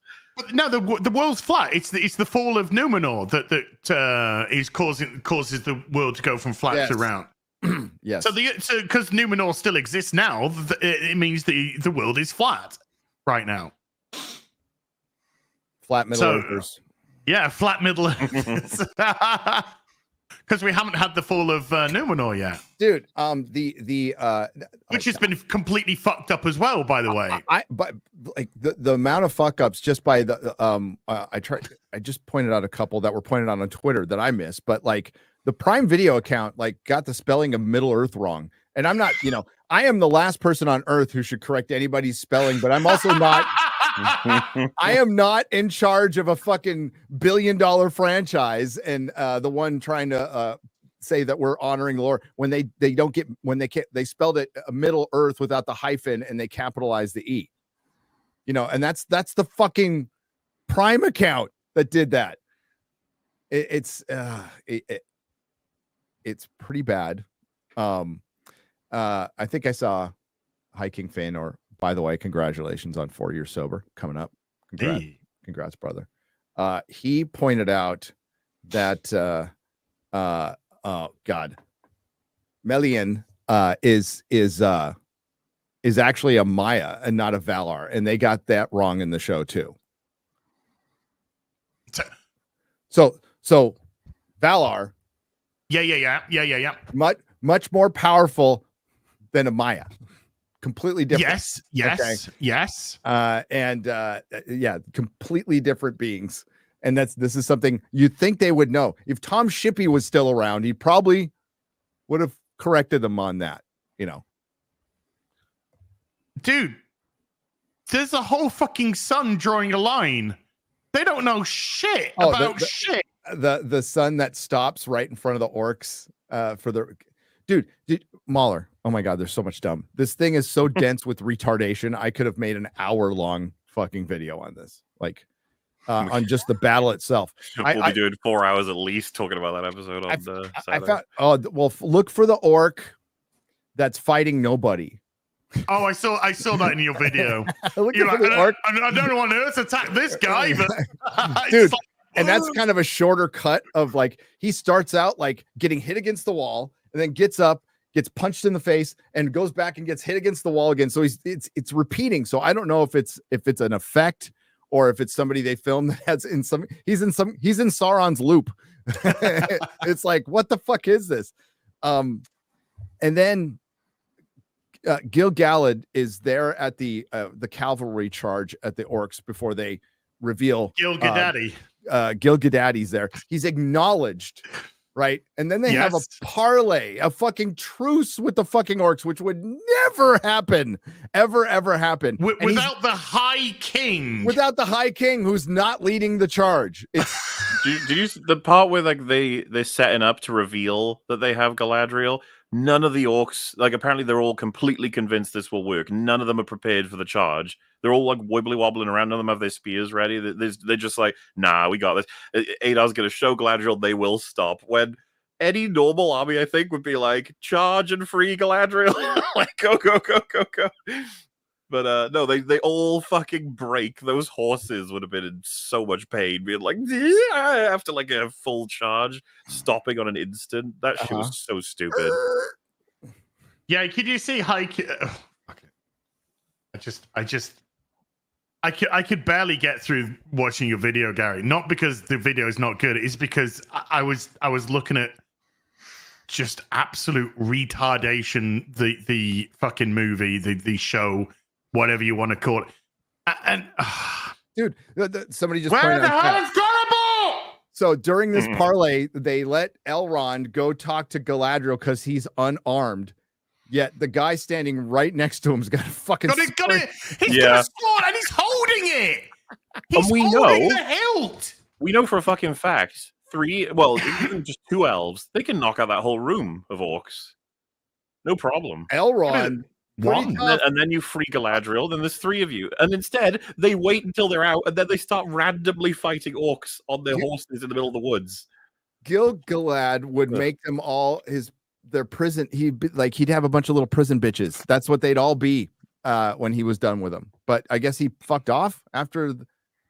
I don't know what happened to him. It is one of the most baffling fights in terms of logistics I've ever seen. We couldn't tell what the fuck was happening every time it cut to the editor needs to be fired. Like, you couldn't tell what the hell was going on. The timeline, where people were, and like how it matters. It would just randomly cut to like Elrond in the battlefield fighting post negotiation. I was like, I guess he got through all of the woods, all of the front lines of the actual orc army, the trebuchet line, and then onto the battle. You know what I mean? Like, remember he launched one of the trebuchets at his own fucking Eregion. Yeah, I almost killed myself thinking about like, Elrond, did you really just fire a trebuchet full of rocks? Yeah, but those rocks they weren't the real rocks. They were the soft rocks. They were the non-mountain destroying rocks, Morley. That shit blew my... I was like, what the fuck are you doing? What is he? I was losing my mind watching this episode, dude. I was fucking losing it. But so the kiss, the controversial kiss that they are Robert Armayo, who plays Elrond, is saying we didn't mean to be controversial. Bullshit. That's fucking bullshit. I can't believe I have to. I think it was IndieWire who wrote an article that even said that was bullshit. And I'm like, I can't believe I'm agreeing with them, but like I am, because it was meant to be controversial, to create a conversation. Anybody out there trying to front that this is, well, the context was he was trying to slip her something so she could pick her easily pickable locks. No, Elrond was trying to pick her lock, dude. That's what he was trying to fucking do. That was a romantic fucking kiss. It portrays everything. Tolkien is spinning in his fucking grave. Christopher is spinning in his fucking grave. Are you fucking kidding me? That it's an indefensible position. I mean, that's your line in the sand. You see, if the shills fucking back this and say, I don't have a problem with it, then you know what? Then they just want their access. And be honest. Just fucking go out and say, I want my access. I'd respect that. I'd respect it more if you were actually being paid money. If you're being paid money to shill, I would respect that more than, oh, I just get a interview here or a picture there. Fucking A, man. It was unbelievable. And the memes created from it are great, though. Like when you have the Celeborn and Galadriel in Lorien, and he's kind of looking at her, and everything that's like, we've got to talk. Is there something you want to tell me? But why would you do that? Why? You know that's going to be his mummy-in-law. No. So why would you even consider it? They clearly, because I completely agree with Gary about the controversy aspect. They're trying to have their cake and eat it too, but they really want to get this show talked about. Simultaneously, he took the thing off his shoulder and then handed it to it. When we were watching it, I could see it, and I was like, that's going to be the excuse. That's going to be how they try to argue this scene makes complete sense, and this is totally fine. This is actually good. When it's obviously their choice as writers to have him kiss her. You don't have to have that. Could have hugged her. Could have got close and whispered in her ear. That sort of thing. But no, you had him kiss because you knew what it would do. You knew how people would react. Exactly. But why would Adar even allow? I don't know. Dude, it was so obvious. If you look at the shot and you picture yourself in that room watching him get close, being like, he's not going to hand her some bullshit to let her get out, is he? And then you'd see it. It was obvious. Shippers. The chat's right. It's for fucking shippers, and they want it to be controversial, and they don't fucking care. They don't. They're just lying to everybody about the fact that they care about the lore. They don't fucking care at all. And it completely fucks up the story. You can't even bring in Celeborn at this point. Like, what purpose would he serve? I know. What's he gonna do? Just slap a bitch with Elrond? It's they're giving her all of Celeborn's stuff. It's kind of a mix. Like they're giving Galadriel a lot of stuff, like because she's not even supposed to be there at this point. Makes it feel like such a it's that trope in all stories where you have two characters and they're like, quickly, let's kiss so that we don't attract attention. We look like a couple, sort of thing. Yeah.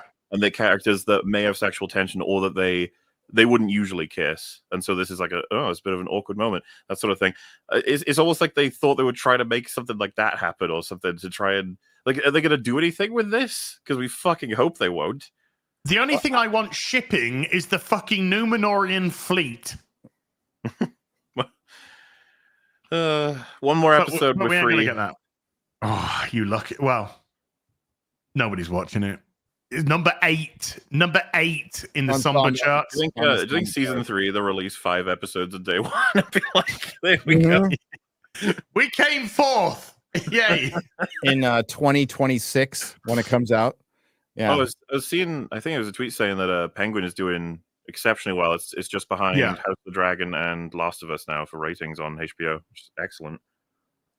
Yeah, it's a good show though. No, of course. I'm just saying. Yeah, I know it's a good show for me because I'm so used now to watching shows on 1.5, 2.0. Because of how shit they are, and you just want to fucking get through it. But with the Penguin, you're like, I'm watching all 55 minutes of it, or whatever it is, and enjoying that. But yeah, it's funny how good shows attract people. Word of mouth, weekly discussions, which you can't have when a show is awful. Well, I guess you can, but they're not the ones they're looking for. I mean, fuck, do we want to talk about Agatha for about 1 second? Well, before we do that, I just want to talk about the cope.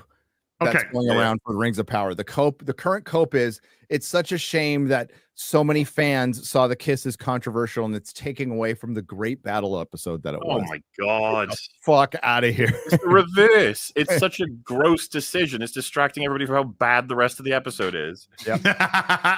Yep. Oh, Agatha. Oh boy. Well, actually, before we go into Agatha, I just want to bring up the Agatha ratings. How can you release 2 episodes in week 1 and only give the first episode's ratings a week after they came out? Oh, we've been seeing some fudging going on with this one. We're seeing some massive. The thing is, though, they're fudging the numbers as best they can, and they're still shit. Have you seen? Like, I hate to do this, but have you seen the amount of paid accounts promoting the fuck out of the viewership is good? It's like, Yes. No, it's not. We know it's not.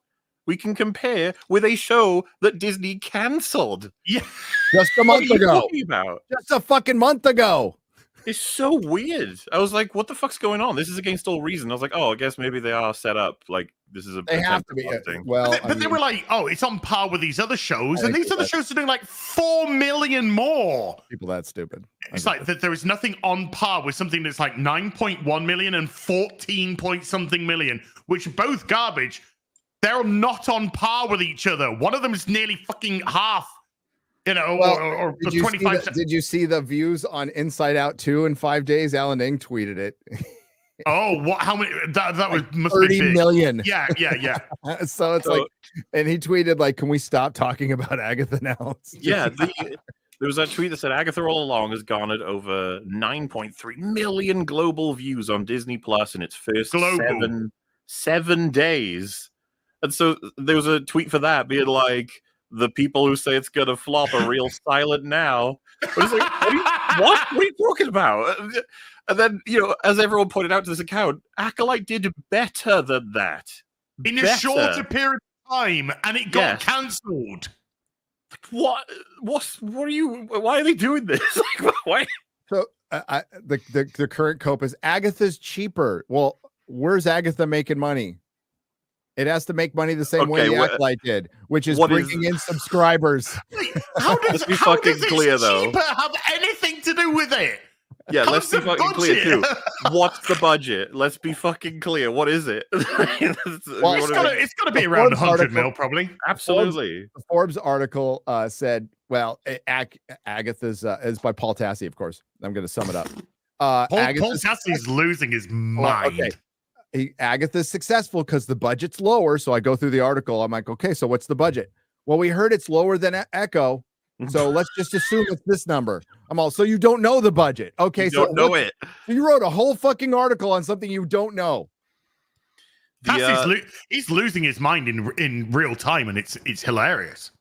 The other thing that was said was Agatha's an unknown character. Acolyte is like all Star Wars and stuff. And people were like, there was no fucking recognizable in the Acolyte. It was cameos, but what are you talking about? It was all new characters. They were like, yeah, but to be fair, it's Star Wars. It's like, Marvel right now is bigger than Star Wars. Yes, it is. So I need to it's say literally that out loud. Like their brain is working in reverse. Like, it's like, what are you doing? What are you saying? Let's go. Franchise that, I mean, they've been shit, but they put out movies. Franchise that has not put out movies in 5 years. What the fuck? Could somebody please give me the logic on what the fuck the budget has to do with how it's received? Nobody's fucking watching it unless people will watch it as the weeks go by. And like, we don't even need the numbers for this. Watch, what was it? Episode 2 or 3 was the one where they all have to drink wine. Yes, episode 3. Yeah. That shit, I was just like, this show's done. Like, I could only get 10 minutes out of my review. And that was about 2 minutes of that was me just going behind the curtain just to chat to the fucking audience because I had no fucking episode because nothing happened. Middle-aged, wine aunts, drunk wine. The end. Yep. That was the fucking episode. Of course, apart from, totally not Wiccan managing to squeeze in that he's gay again. But it's just that nothing happened in that episode. It was like the biggest waste of fucking time. You know who Aubrey Plaza's character is now? Because Funko spoiled it. Oh, who? Lady Death.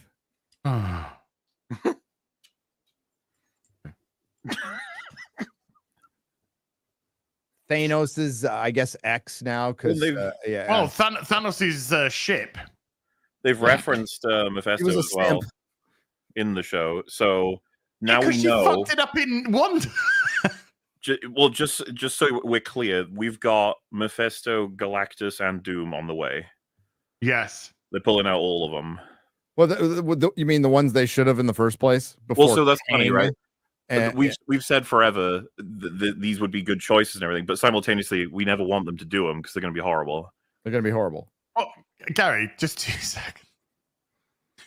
Yeah, she was married to Deadpool too. You're right, chat. Based off the fight in episode 1 with Aubrey Plaza and Agatha, you want to tell me that's Lady Death? She was trolling. Oh. Okay. She was being a retard on purpose. Oh, we're playing that game. Okay, everybody's a retard. Okay. Everybody's a retard. Well, they Everybody's are. a retard. I completely believe that wine episode was to lean into the criticism of wine moms and wine aunts. I think That'll show them. I don't think it is. I think it's it all is. they fucking know. No. It's all they know. Dude, no, I think it's all they know, and they leaned into it thinking they would be funny, and we'll fucking own the misogynist, and you just owned yourselves by turning into the stereotype. Did you like it? How they all had their own little. I didn't. I actually didn't like it. How they had their own little hallucinations, and they got out of them in 30 seconds. I know. Did you like that? That's characterization of these blandly diverse characters. I hope all fucking die.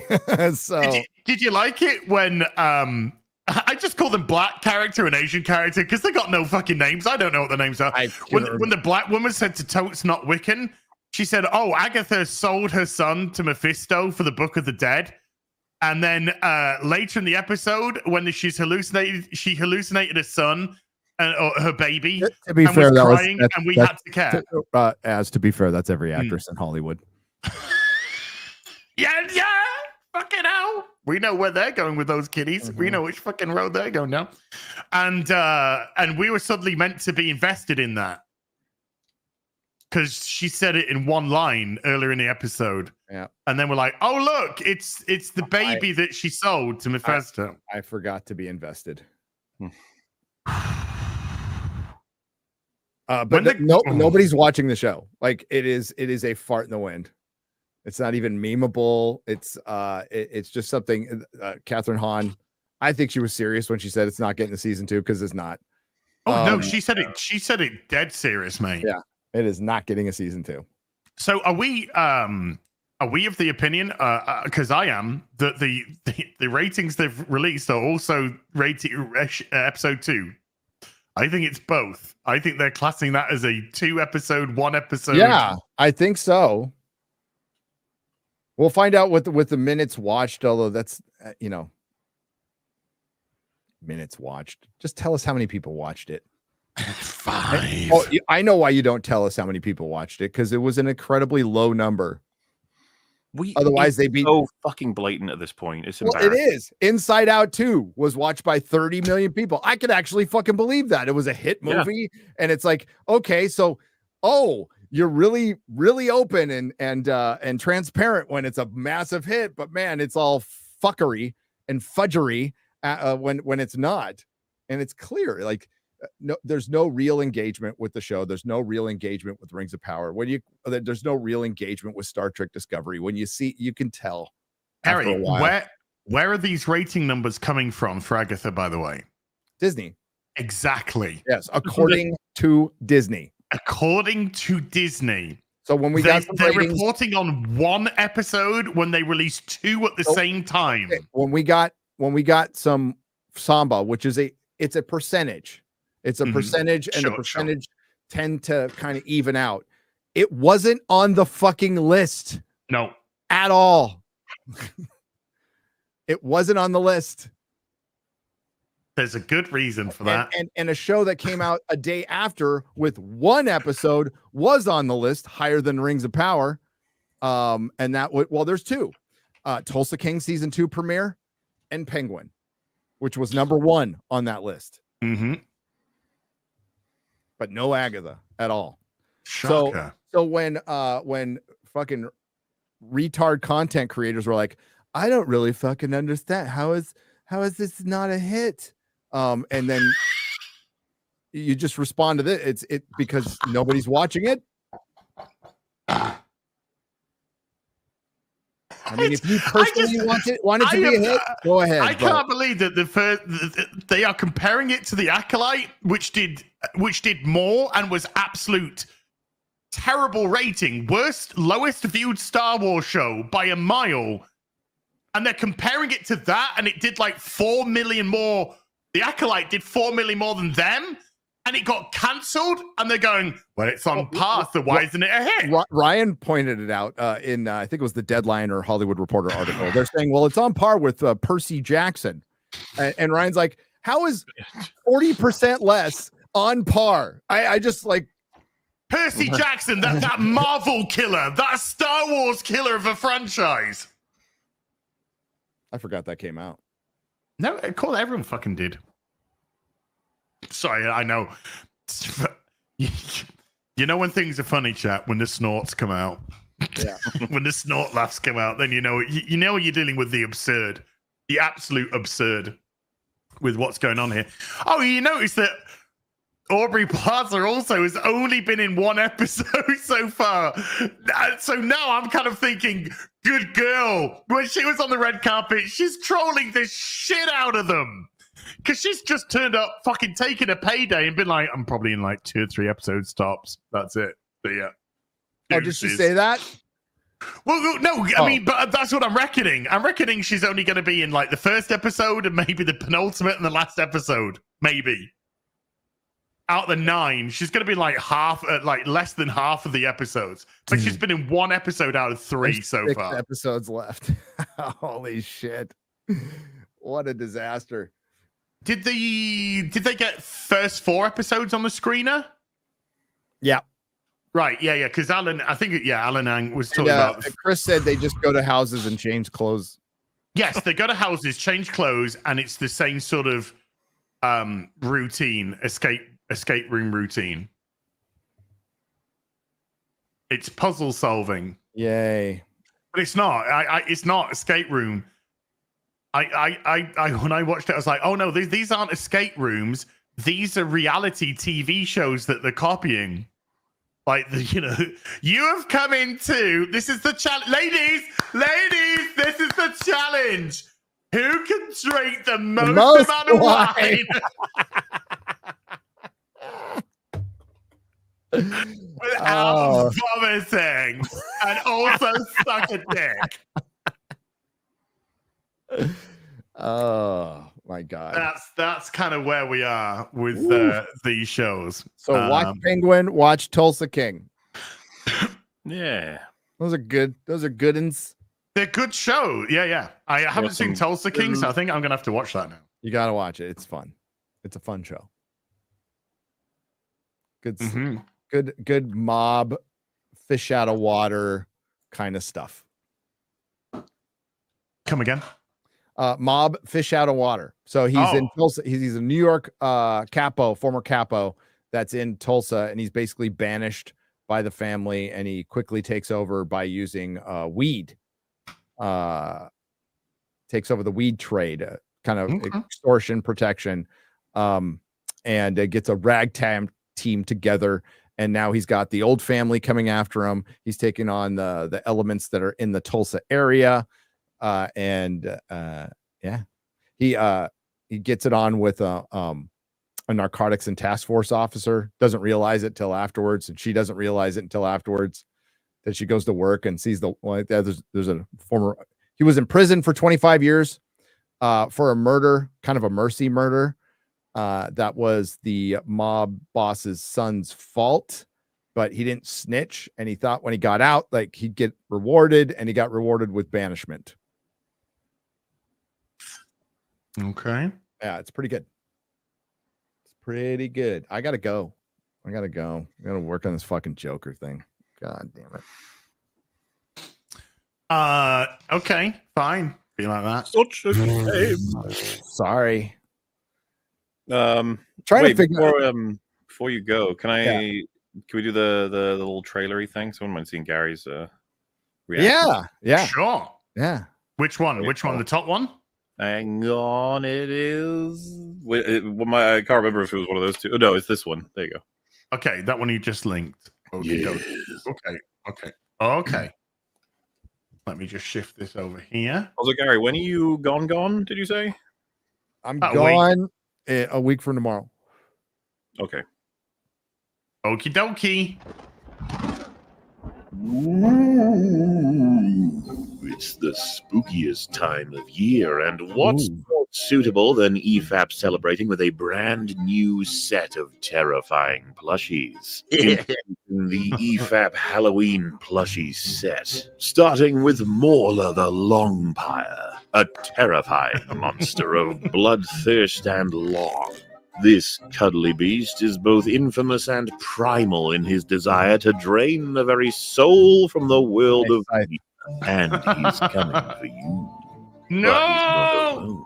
How I could the recognize that. be complete without his trusty doggo? Rags-o'-lantern, poised charmingly in his pumpkin, your Rags-o'-lantern will be there to offer his support and encouragement and sarcastic commentary to all your endeavors. This gourd-adorned Shiba Inu will give your pumpkin patch a pantalooned pooch's worth of company, and of course, both of these fine Try saying that when you're drunk. fellows are joined by yet another.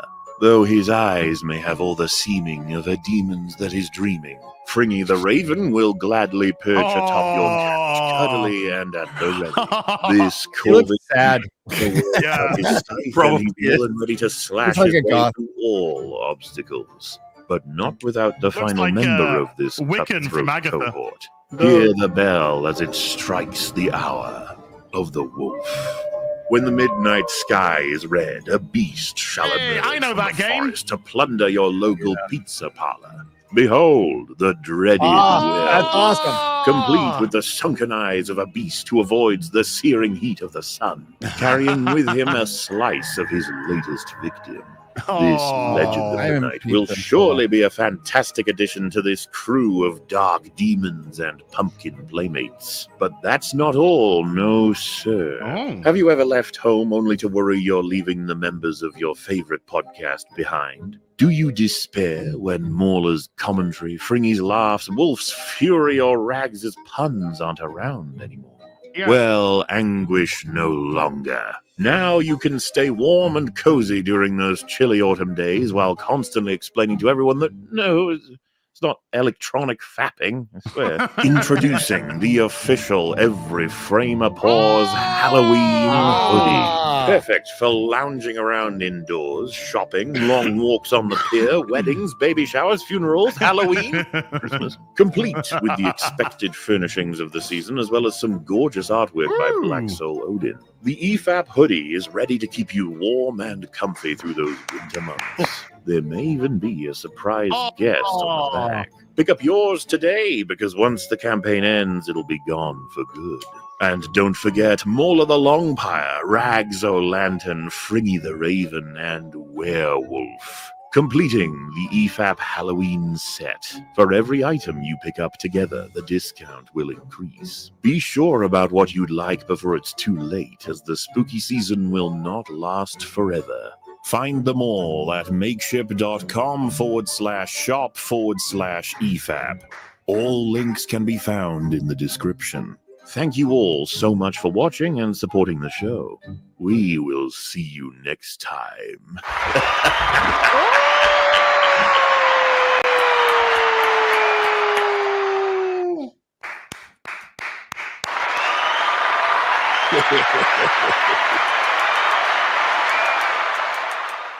Bravo.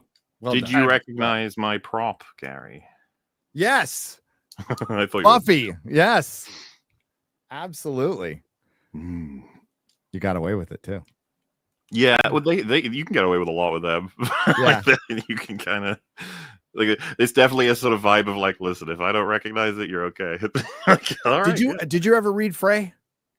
No. Okay, because it has that axe in it. I know. And it's a future Slayer. So you haven't read Frey yet. Okay. Frey's I pretty don't. good. Well, I mean, I will. I will if you want me to. Yeah, Frey's pretty good. So it's futuristic Slayer. Yeah, it felt like about time we did a little Halloween set. And that's like the Yeah. first piece of clothing we've ever done for EFAP in 7 years. So, like, finally, something. Well done. Sorry, I gotta go. Right, No. I'm just no. You can talk for 2 seconds. I need a wee. Oh, all right. Well, 2 seconds. 2 seconds. Oh my Ought God. to be young. What is the potential of being able to wrangle you for the final Rings of Power coverage we've got for EFAP? That'll be Saturday. Saturday. Yeah. I'd say the potential's good. As long as you guys, I'm gonna send Az and you and Drink. I'm gonna send you guys a list. I have a request for a list. We talked about this before, and I need that list by like Wednesday, like tomorrow. I can or do Thursday, that. tomorrow, No Thursday. problem. Yeah. So, yeah, because I have my big video that Perry's gonna work on. God, I gotta get it done. While we're off. But yeah, I can be there. Sweet.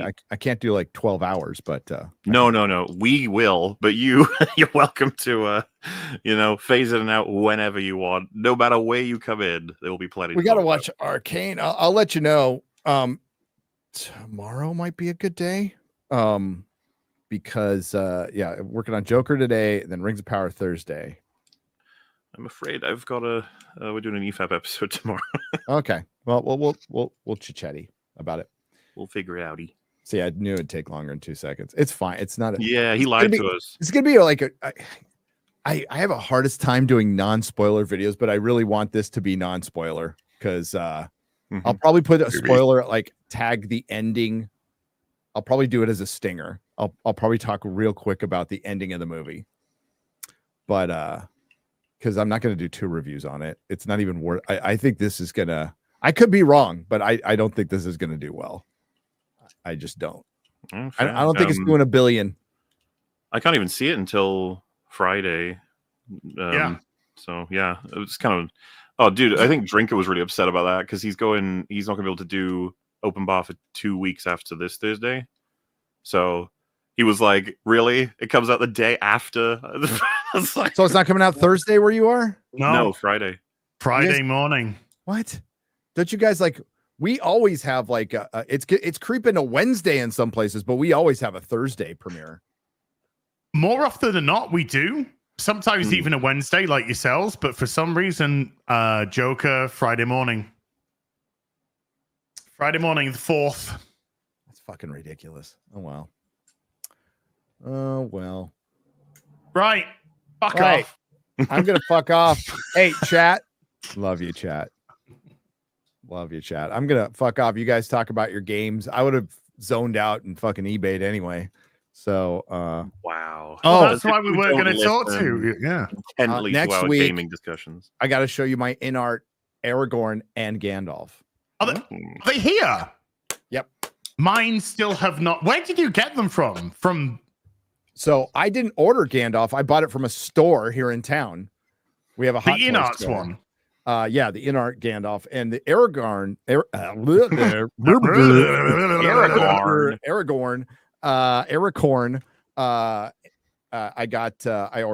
I ordered, and they actually sent it to me. Mine is not shipped. It's not even. So I haven't even had anything. You'll get a thing saying, "Hey, we need your shipping money," and then you got to pay it, and then they ship it.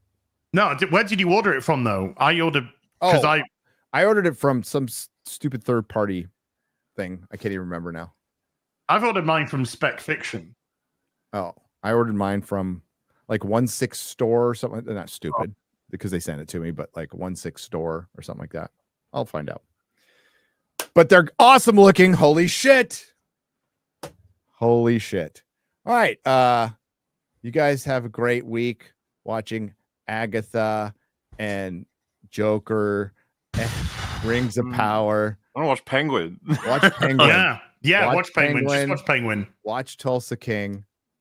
It'll do you Buy the Transformers comic.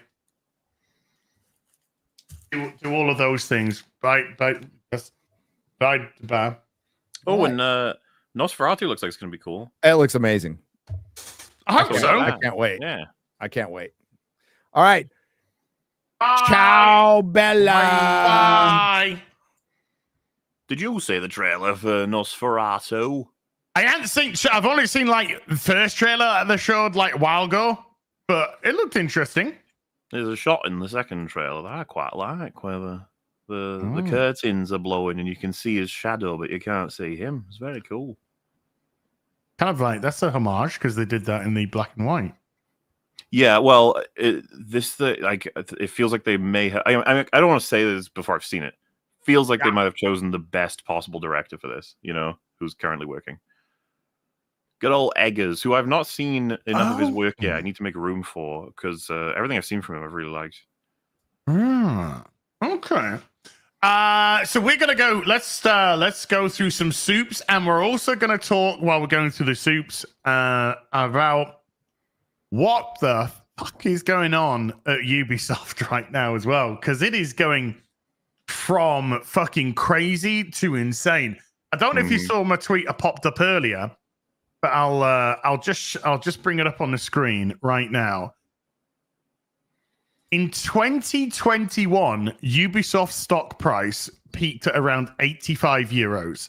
Damn. Today is literally a couple of cents over 10 euros. Ouch. 3 years. That's it. And it's lost, well, 85% of its fucking stock price. Absolutely crazy. Don't buy because it's I don't think it's finished going down. It's sort of taken a big dip and tried to recover and then gone a bigger dip and then tried to recover, and I think we're going to go back on another dip again.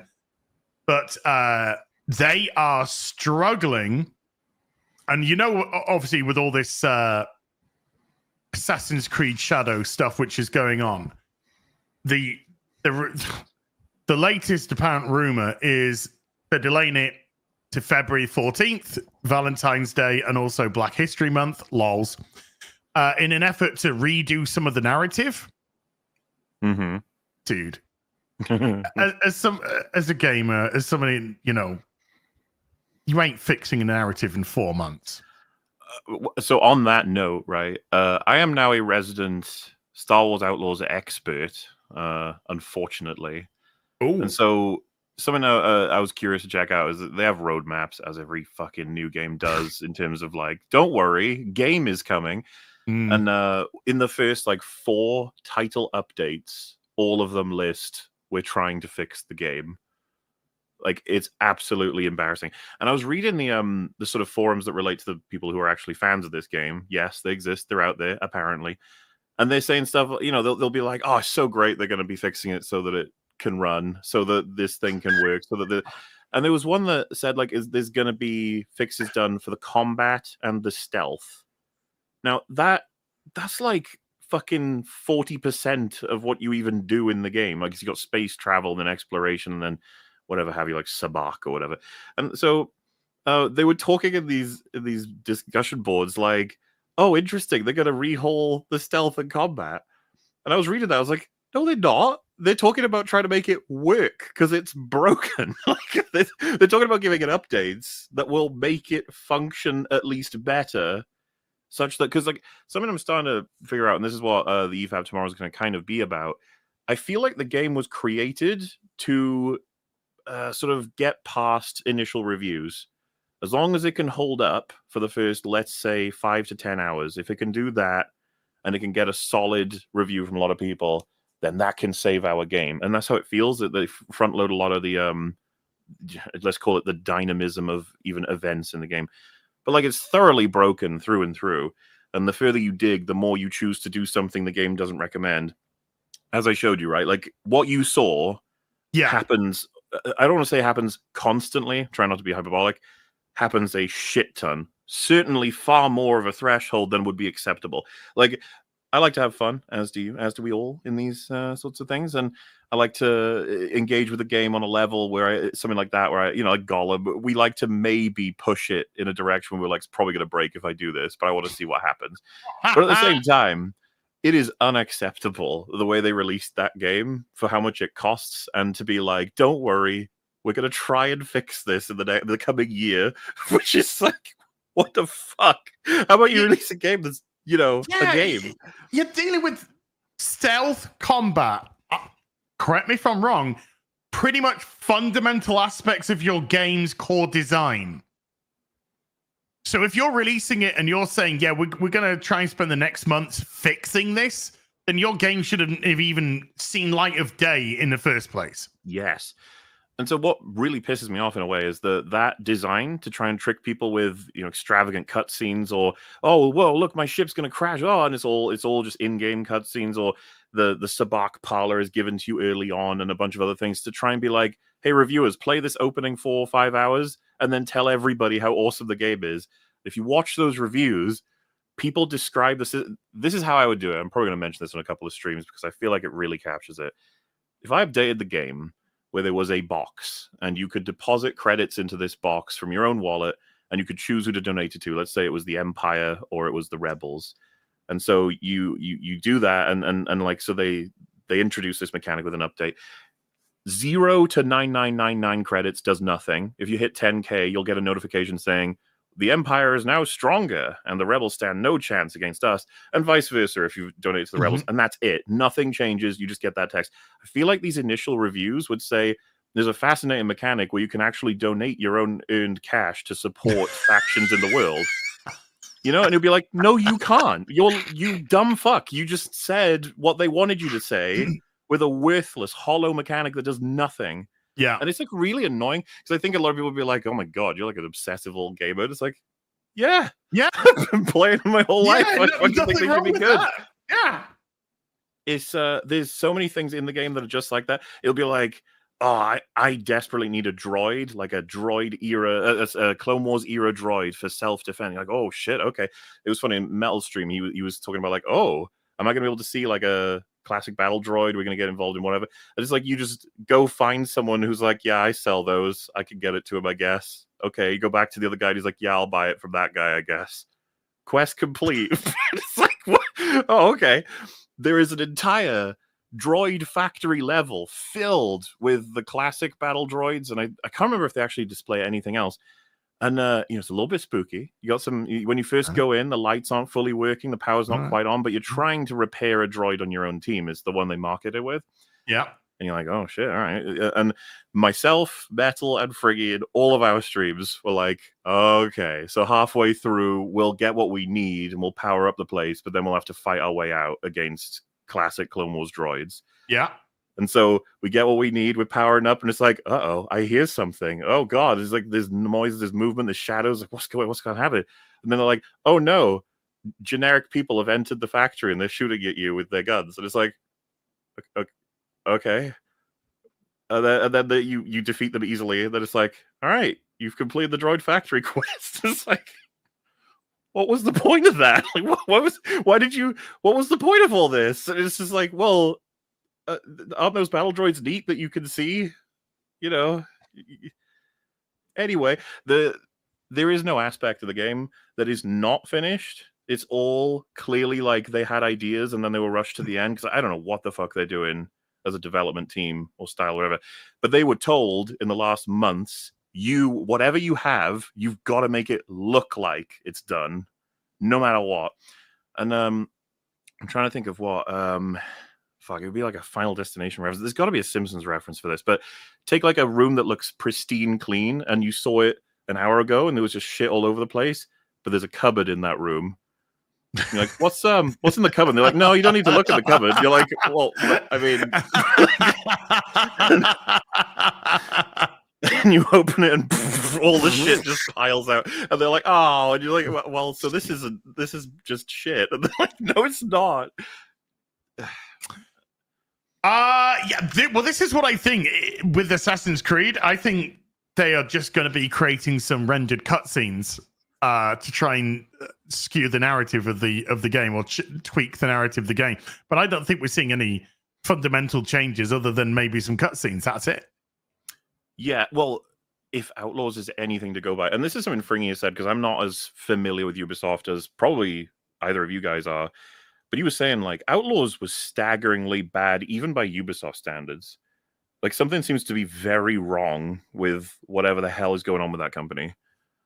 Well, I mean, there's all this talk about the internal mechanics going on, HR kind of ruling with a far left rod, people getting into troubles for using emojis in emails, which have been seen as triggering, all this kind of insanity that seems to be, and these are game developers. Just when you bring in this intersectional nonsense, it's just going to rip your company apart, because intersectionality, as we all know, it's been said many, many times, it operates off of victim culture.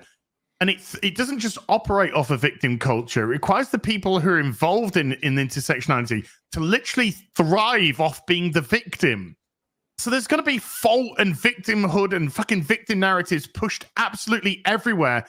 And the company's going to get bogged down in just this bureaucratic nonsense that you get to the point where an emoji in an email is triggering people. Well, yeah, that's. I was actually thinking on that note, you take a company making a game and they have an expected amount of time. Let's just rewind like 20 years. And then 5 years go by and like every piece of technology is increased, and maybe they've increased speeds for being able to code and sort out graphics, etc. But maybe we've got an aspect of accessibility needs to be in there now. You need to make sure you have everything changed according to match whatever difficulties people have accessing the game. And then, of course, you need to change based on whatever other rules and restrictions. And then you need to make sure you add in, maybe the game needs to be longer. Maybe the game needs to be this. Maybe the game needs to that. And I feel like production time has not been given enough to actually account for these things. Because there's like a food eating game in Outlaws, as you're probably fully aware. It's like, I will qualify this. It's like well made for its intentions. Right, it's terrible, but for what it is, they've completed the work. It is a bunch of QTEs. All the animations are there. All the food is there. All the characters doing their animations. It's like the work is done, start to finish, through and through for each segment. Good in the sense that they had a task, they completed it. Bad in the sense that this is awful as a video game thing, and what the fuck is it doing here? My point is, why is that there? And the fact that it's there took time to make it. Time away from making a video game. And when you start to stack up all the different elements that are time spent on not making a video game, you start to realize, like, months down the line or months before the finish line, it's like, how's the video game? And you're like, we barely fucking have one. Like, we finished the eating. Unfortunately, the stealth and the combat's fucked. Exactly. And to the point where people are laughing at you regularly, sending clips all over the internet.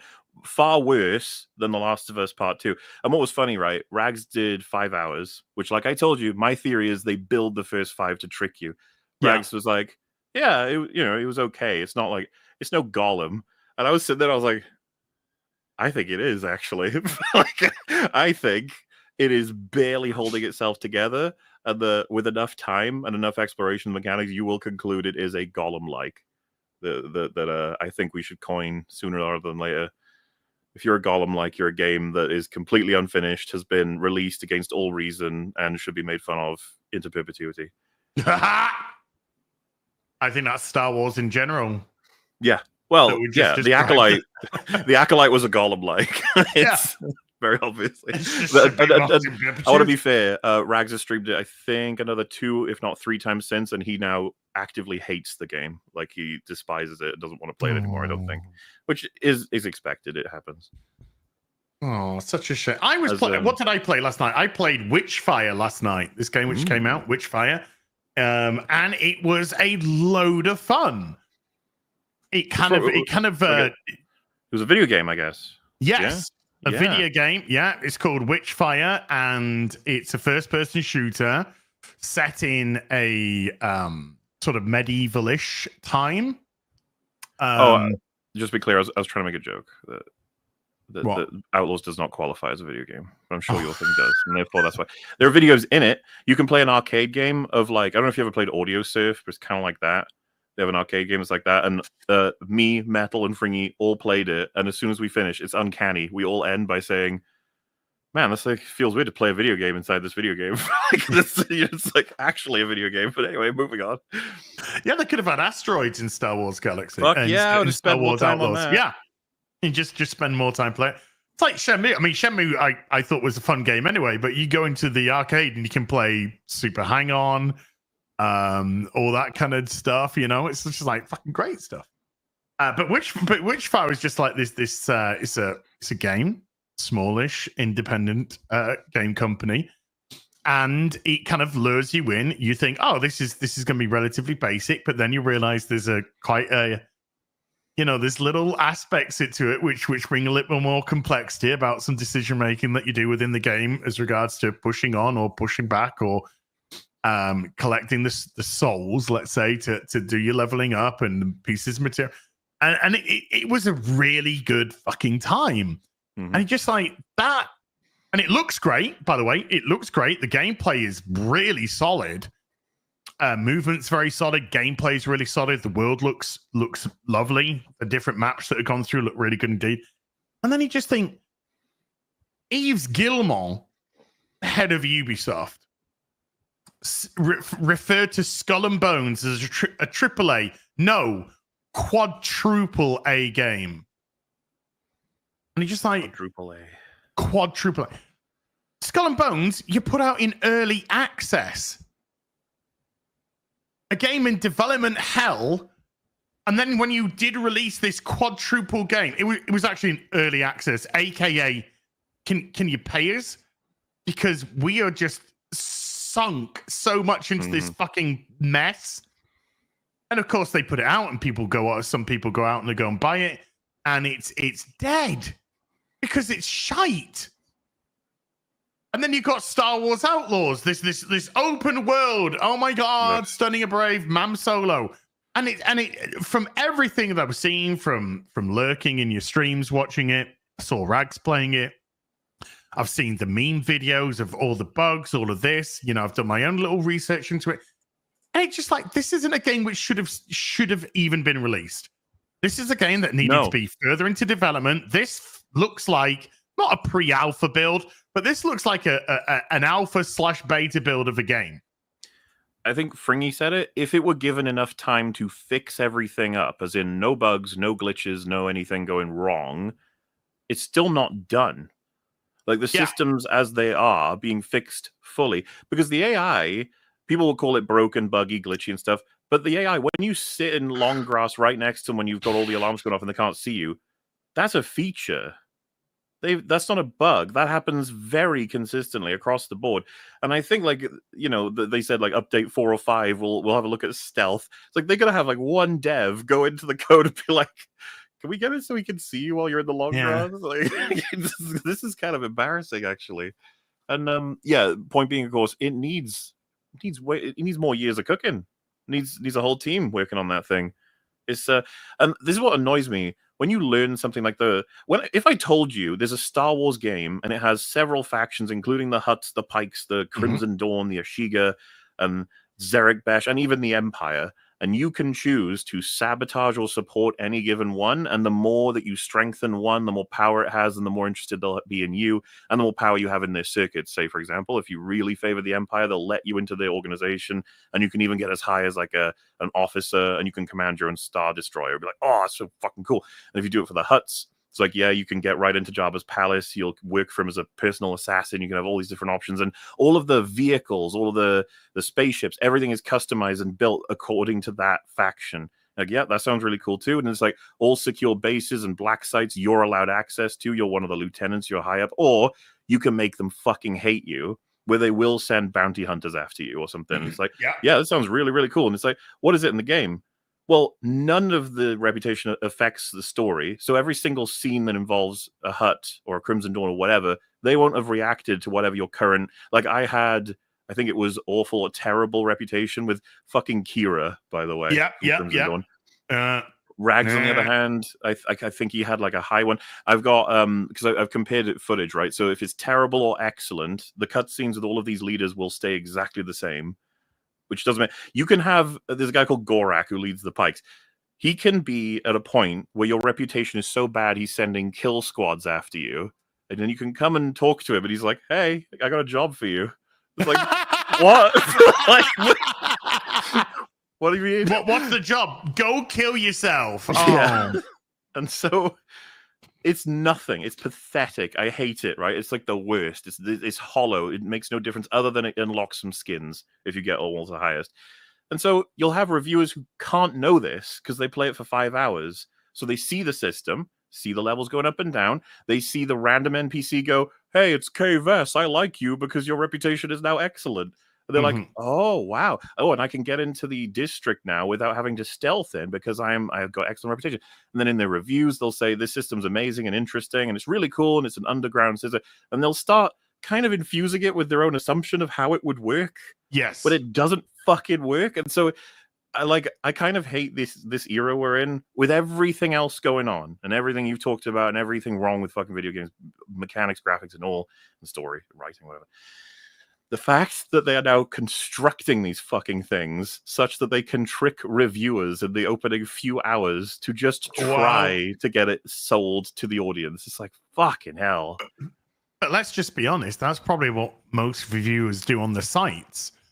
Because we know one of the reasons why they want the difficulties lowering is so they can go through the games for their reviews to come out day one, because that's what they bank on. Damon, remember Damon at IGN, who I used to like once upon a time, and he just didn't even bother to go through the second playthrough of Resident Evil from the perspective of the other character, right? And just wrote it and just said, "Oh, and the replay value isn't there because the other story's just the same." And people just like, "No, it's not. All the puzzles have been changed. That and that's when, of course, we have the infamous, "Well, we'll give it an extra 0.25 on the score then." And he's just what?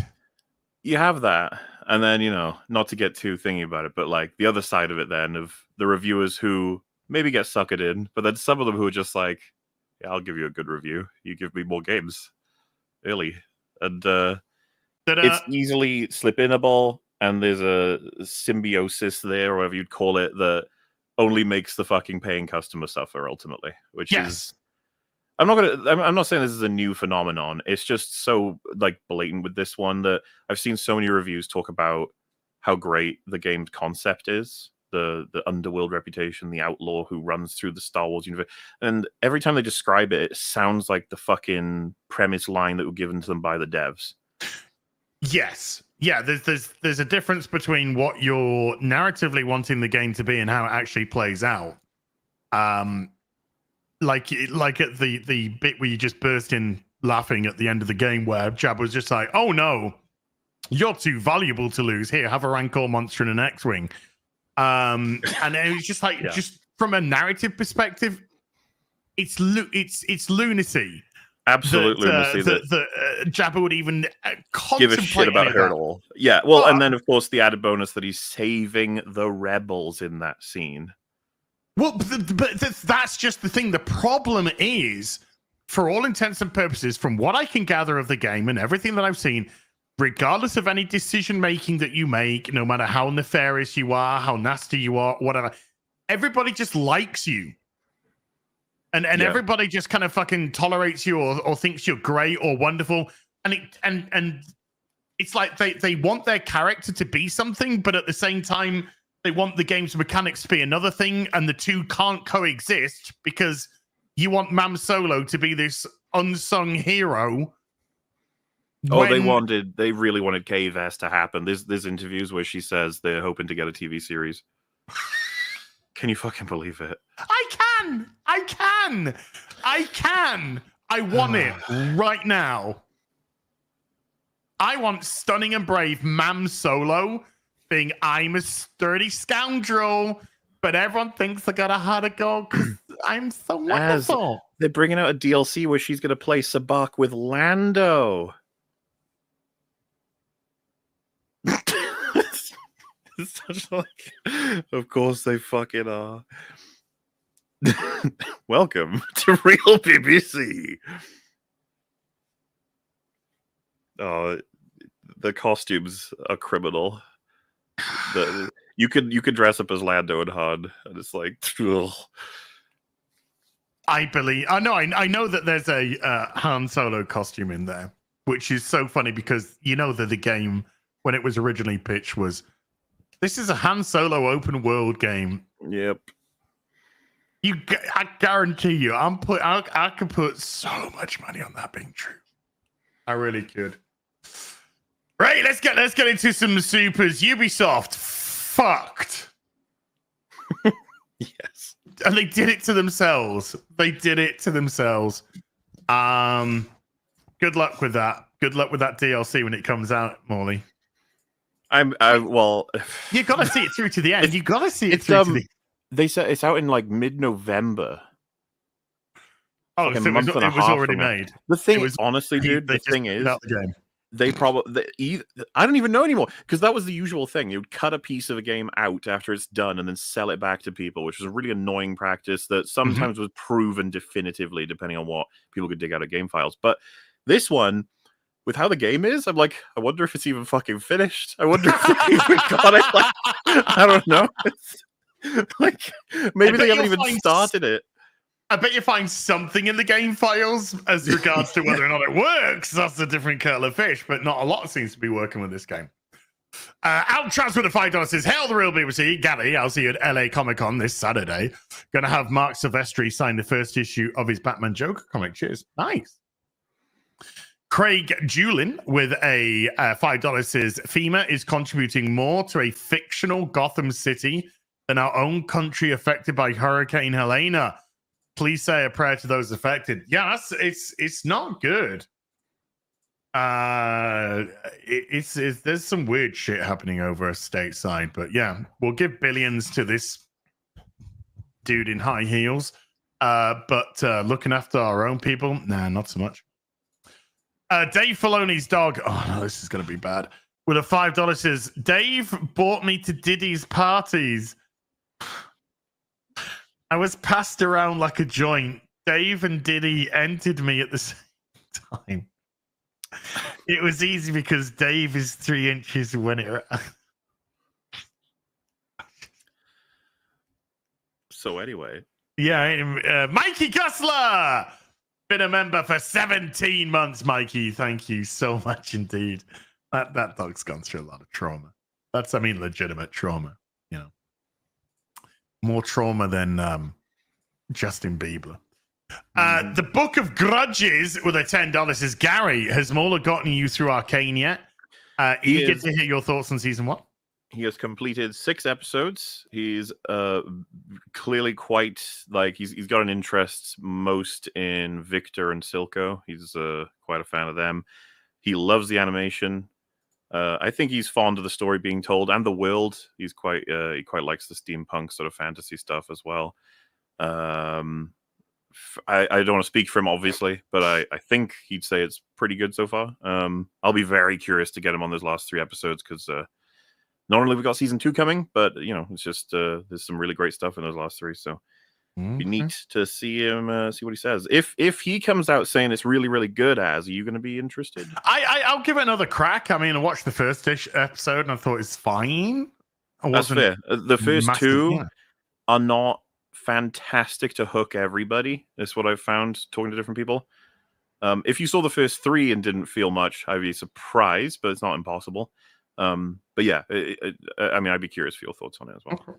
Now that I finished watching the extended Lord of the Rings trilogy again, maybe tonight I'll give it a go. I don't know. Luigi Scazzari with a €10 says, "I recommend the panel Boomtown, a solid police procedural from the same writer as Speed and Justified, sadly cancelled after 24 episodes. Great non-linear storytelling and makes LA look less gay." LA is gay. That's all it is. You just said less, though. Yeah, so it's totally unrealistic, man.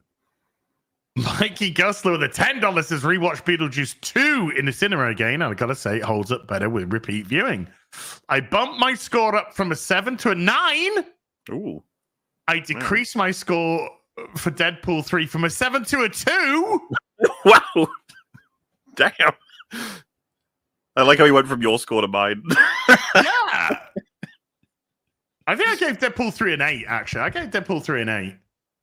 I am aware it is very beloved, I think. And I don't know if that's going to change either. People do seem pretty hype with Deadpool and Wolverine. I think it'll start to maybe wear away a little if we start seeing Wolverine in like every new project. Well, as I said to you before, last week's Real BBC, I said to you, we differ massively where we are with Deadpool Wolverine as a film. But I said one thing that I absolutely agree with you on is I think they are going to learn all the wrong lessons from this. All the wrong lessons. From what I gather, we've got it pretty much confirmed. He ain't stopping Wolverine anytime soon. He wants to go full steam ahead with it. I don't know. I really don't know. I think it has to be. I would imagine it would have to be the right thing for him. I think the door's open. It's whether or not they can get the right contract through that open door. Also, I think that's what the film did, right? It brought, from their perspective, it brings a Logan back that is not the Logan from Logan. Therefore, he can play this one. I think that's what they need. Yes. It gives the option. It gives the option, and it's how they deal with that until he's he's gonna be here until he's 90. That was funny though.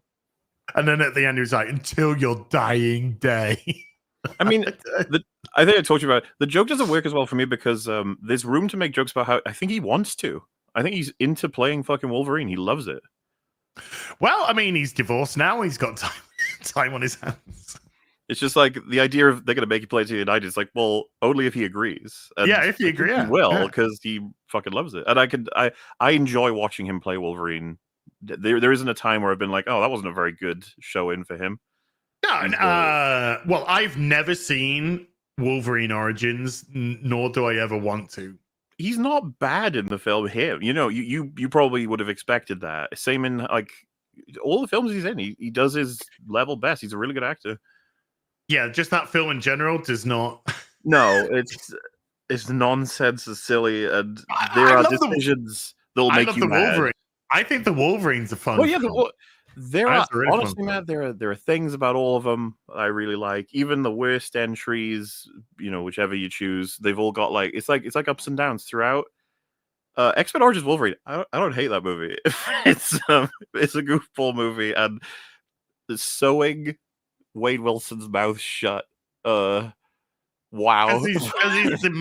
He's the merc with the mouth. So they thought they were clever for that one. Yeah. We're gonna sew the mouth up so he can't merc. Maybe. What does that mean? What does that even mean?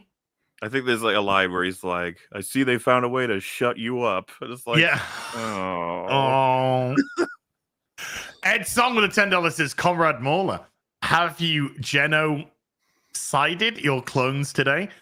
One genocide a day keeps the Sith away. That girl you walked by needs to go. She may have been near a clone. I think this is referencing the anniversary where we covered a video of a guy who said clones in Star Wars are evil. They work for Palpatine. They must be like removed. You must exterminate all of them and anyone who could have been influenced by them. It was quite funny. Yeah, he was very serious, and he talked about there are examples of clones that aren't remotely like that. Yeah, he was get rid of them all. He was like, just kill them all, and he started going further. He was talking about killing a lot more than just clones too. He was having a one. He was going off on one, you know, and that's okay. Right. You know, everyone needs to express themselves. So he was a fan of Destiny.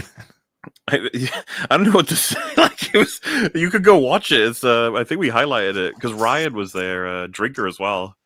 It was fucking weird. It was weird shit. Awkward. Piston with an €11 says 2 weeks ago, God of War Ragnarok came out on PC. It's 75% mostly positive reviews, thanks to the required PlayStation Network accounts, and mods are being removed from Nexus, like the one that makes Angraboda White and more. Yes, I hear that one was removed. Toot sweet. But Nexus mods have been censoring mods for a long time. As far as I know, as a port, Mark Cyborg was telling me it's a very good port, but yeah, the anger with it seems to be related to the sign-ins and the mod stuff. I'm not sure. I don't know more about it than that. Yeah, Nexus mods are very Yahtzee-ish with their with what's actually allowed. Yeah, I don't use them no more. Nick Gore with a $2 says, "Hell, gents, looking good there, Nick. Looking very healthy."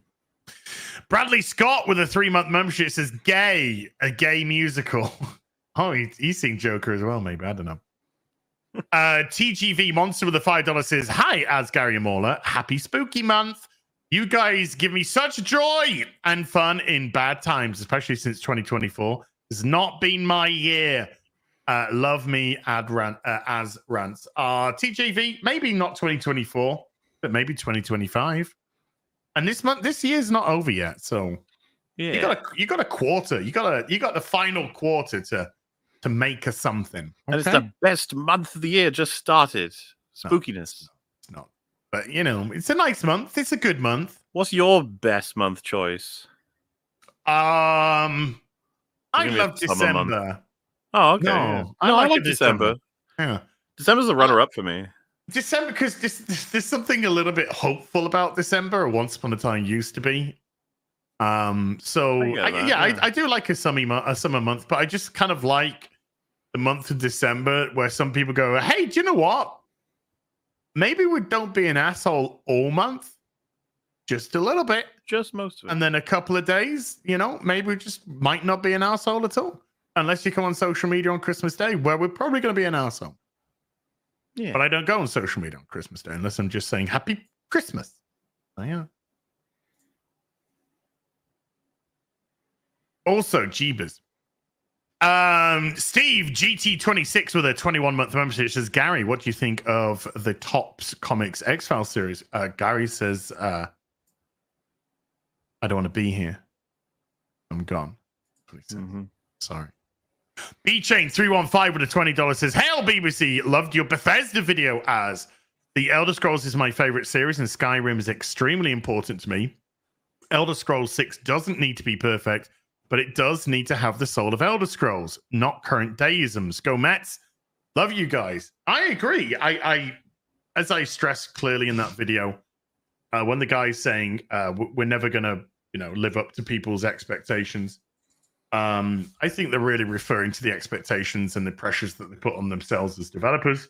However, as you saw from the video was actually delving a little bit more into the current deisms of the Western gaming industry and how that's affecting game development as a whole. And I haven't finished the trilogy of those videos because I do want to speak about CD Projekt Red. Because as we were discussing earlier, Mauler, about the Ubisoft and the HR craziness, and remember, CD Projekt Red have not only fully embraced ESG, but one of the things they brought into their company is period leave for women. So if you're on your menstrual cycle, you can take days off every month. Did you know that? I didn't know that. Yeah, I think I have done a video on this in the past. I have done a video on this, and there's a breakdown of like who takes advantage of it, and it's like pretty much every woman takes advantage of it at some point in the year, and there's like some people that take advantage of it every fucking month. I was about to say, can you max it out? Can you just It's there, and it's paid, is it? Yes, sir. Wow. Yes. So you can call them and go, "Yeah, fucking cramps are killing me. Fuck off, not coming in today." And you can't even file them because they're just like, "I told you to fuck off because I'm on period." Oh yeah, if you file them for that, there's going to be contract stuff for that. Yeah, exactly. Then I won't even go into the next part. Tobias Wigner with a 50 Swiss says, "Greetings from Switzerland." Very neutral of you. Maybe off topic, but just wanted to say, as you made me laugh a lot with your Robin Hood coverage. Thank you, sir. Mauler, your recent cackling when being saved by Daddy Jabba made my day. And for you, Gary, live long and prosper. Tobias, thank you, man.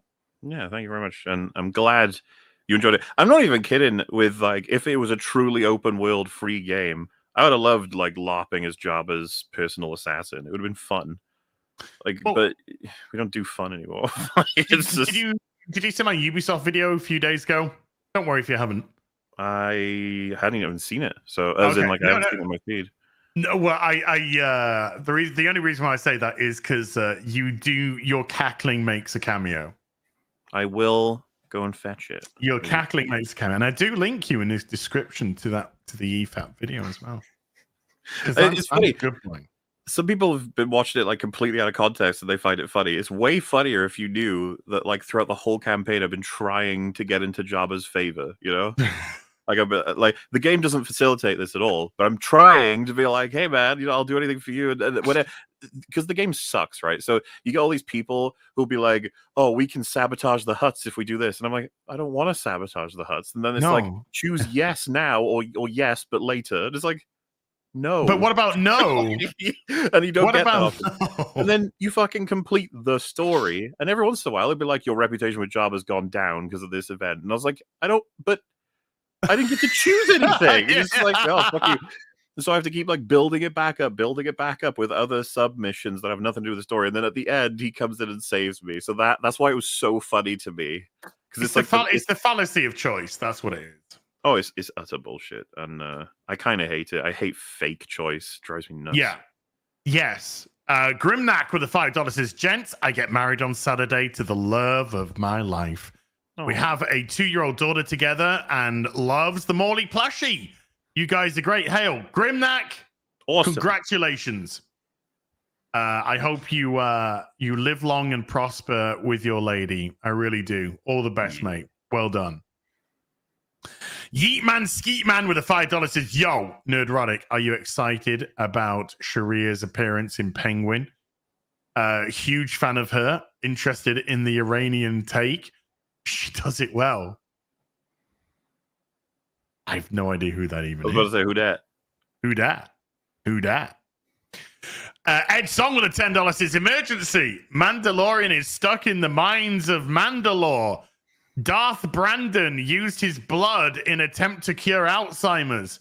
He cloned Mando by mixing the genes of Mando and Ugandan Knuckle. Oh, wow. Show me the way. Show me the way then. I remember that, babe. It's good time. Yeah. I fucking miss Ugandan Knuckles, by the way. You don't. He needs to come back stronger, faster, longer than before.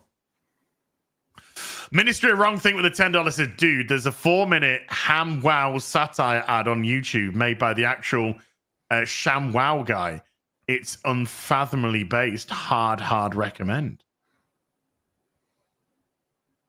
I have no idea what the ShamWow is. Is that the thing that it just cleans stuff up? ShamWow? I don't know. Yeah.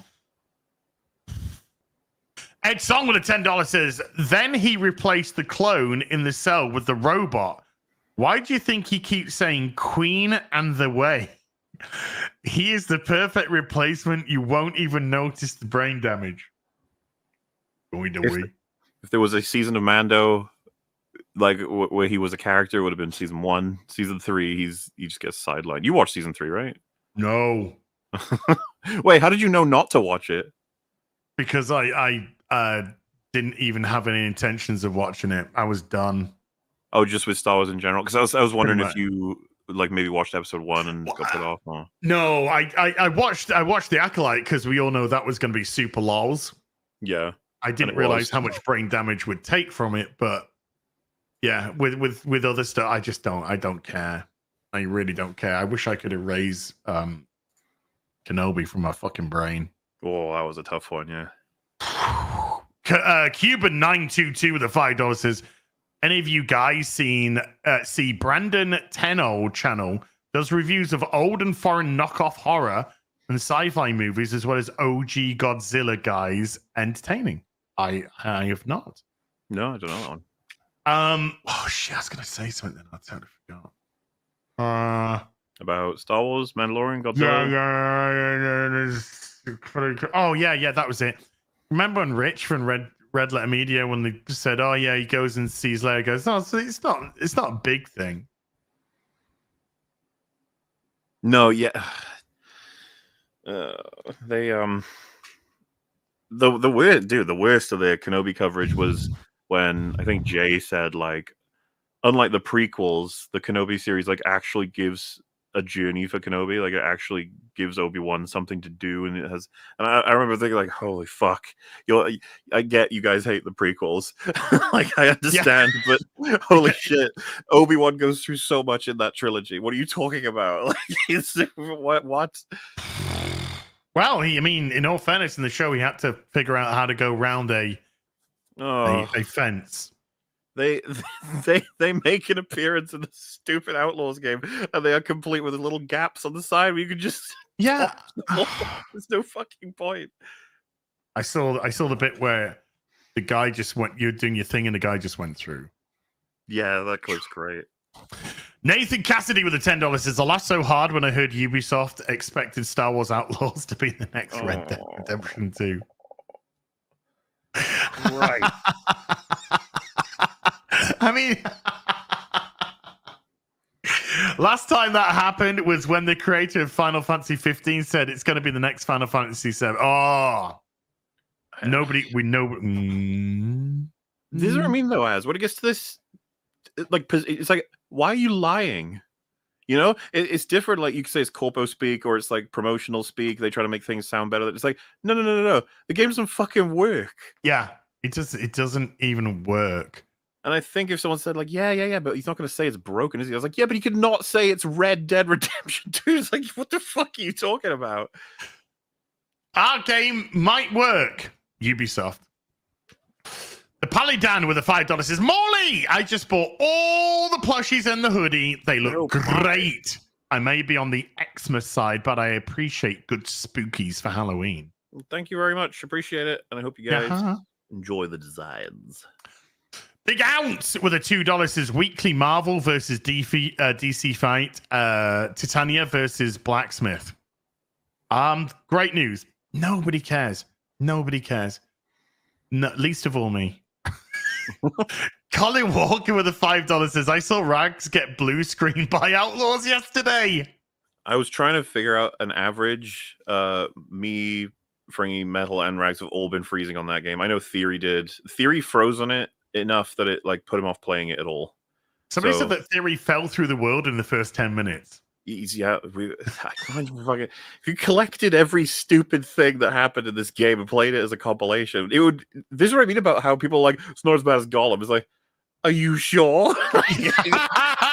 It's a different design in terms of open world versus linear progression, but yeah, are you sure? Nerd Takes with the $2 says, "Cheers, Real BBC." Thanks, Jaitapai. Faraway Finley's been a member for 29. Thank you, Faraway. Stephen DeLeon with a 6 month says, "Well, looky here if it ain't Hales Babyface and Gary the Geriatric and the Token Welshie." Wow. Token Cthulhu Welshie. Thank you. Ken Maya with a $10 says, "Just got through the EFAP Halloween collection. Thanks for adding Wolf." Hi, Rags. Yay. Thought you guys would like a Wolf plushie. Finally. Yeah. Stephen DeLeon with a $2 says, "Have you seen the ballerina trainer?" I have. Have you? Yes. What did you think? I'm not convinced. I'm convinced to give it a shot. I don't know. What, you know, the From the World of John Wick? It puts bad taste in my mouth. Yeah, I know. Anything that says "from the world of" or a something story, I'm already I'm already like that with it. It just, I wasn't in any way offended by the trailer. The fact that John Wick came in to basically say, "I give you my seal of approval," just kind of made me go, ugh. You know what it reminded me of? It just felt like, this is John Wick. It's just like, but you could just John Wick. I mean, as you know, I'm not even that in favor. I wish John Wick would stop at this point, but like the fact that we like John Wick spin-offs is. I know, but this is where we are, dude. This is where we are. Yeah.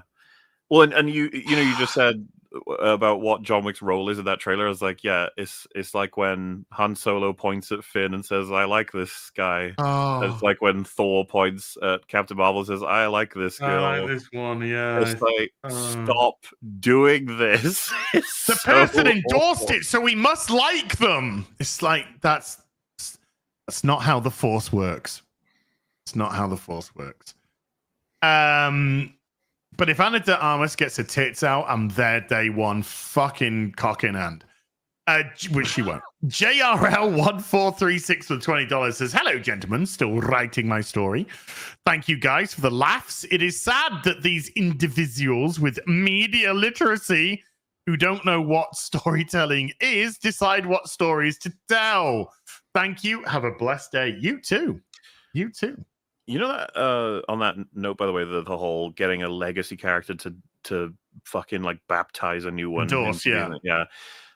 It's kind of funny. One of the only characters we like from the new phases 4 and 5 from Marvel is John Walker, and he had the opposite. He had all the characters say he's a piece of shit. all your favorites told him he was an asshole and you should hate him. And it was like, I kind of like him. Yeah, he did. John Walker did nothing. Like, all the way through that show, they were just treating him like shit. He did nothing wrong, and they treat him like shit. Then his best mate gets fucking murdered by a bunch of psycho super soldiers who Falcon wants to fucking jerk off. Oh my God. Then he goes off and he fucking takes the fucking juice and he kills the fucking guy, one of the guys that has been involved in the murder of multiple people. And they go, "Oh, killing that terrorist, by the way, we shouldn't refer to them as terrorists. Killing that terrorist was like wrong and stuff. And you're a bad man."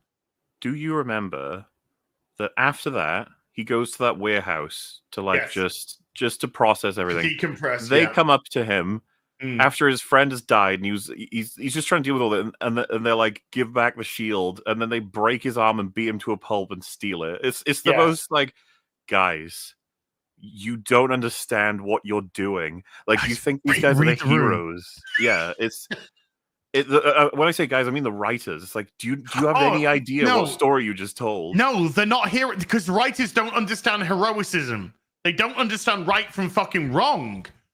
For God's sake. I mean, number one, the whole point of the problem with the show is Falcon should never be Captain America. They're just trying to do all new on Marvel. It would have made so much more sense for Sebastian Stan's Winter Soldier to become Captain America, like he did before fucking Falcon anyway in the comics. But they don't understand because they are trying to portray the murderers as good guys. The moment in the final episode where he has to choose if he's gonna, like, take revenge or save the people. I remember we were watching it. We were like, he wouldn't go revenge. He'd save the people. He said, and then he does. We were like, yes, he did it because he's a hero. And I just wonder if the writers are sitting there like, well, wait, no, you're not supposed to like him. No, we were just stopping him from getting involved in the final fight, so we could just get Falcon to do that. He's. That's not heroic. Yeah, it is actually. He's doing the right thing. No, Falcon's heroic when he tries to save the evil terrorism lady who blew people up. We like him. I'm not going to fight you. Oh my God. Oh. I ate that fucking show. J-Mac with a hundo. This is a love how Sophia really loved Alberto and how she kept her how they kept her somewhat grounded. How he kept her somewhat grounded. Yeah. They could have wrote their relationship as a generic, I should have been the head of the family, but they gave it to my idiot brother. I always appreciate complicated characters. So far, so good. Yes, you can clearly see that her love of her brother kind of tethered her sanity somewhat, because she's clearly unbalanced. And the fact that he's now dead, she's really kind of going through the ringer in episode 2. Dude, you got to watch episode 2. Oh, well, I was just going to say that end of episode 1 where she screams and performance and sort of what you get from her is really good. But then you cut to Penguin who starts laughing. I was like, God, this is good shit. Good little this is why I think it's more Shakespearean than gangster.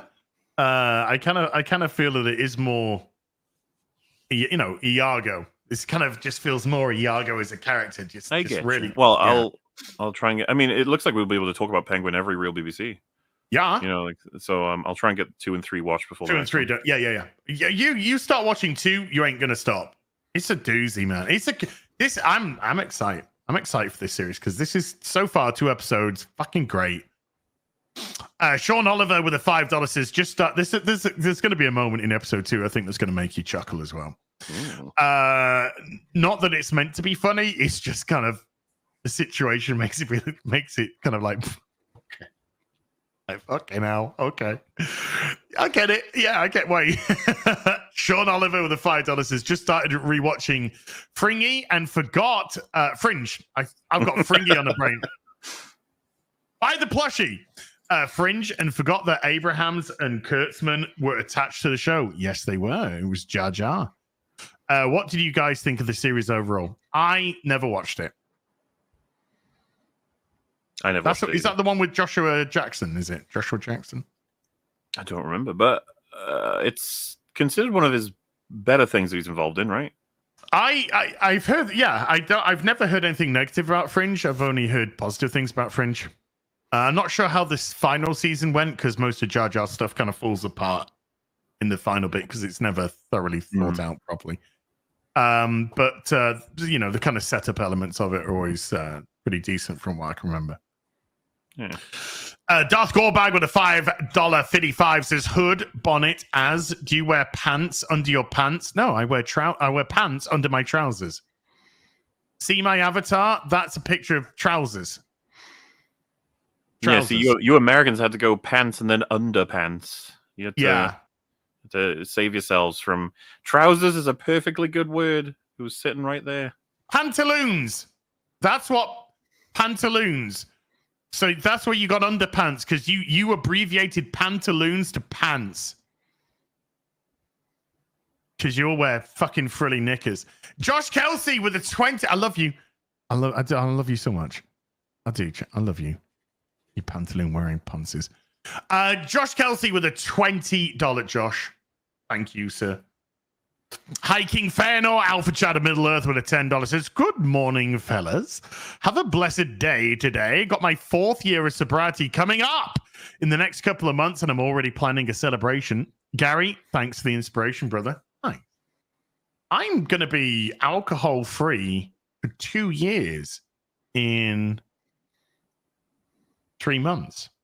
Damn. Beautiful. Just a choice. Just a choice, you know.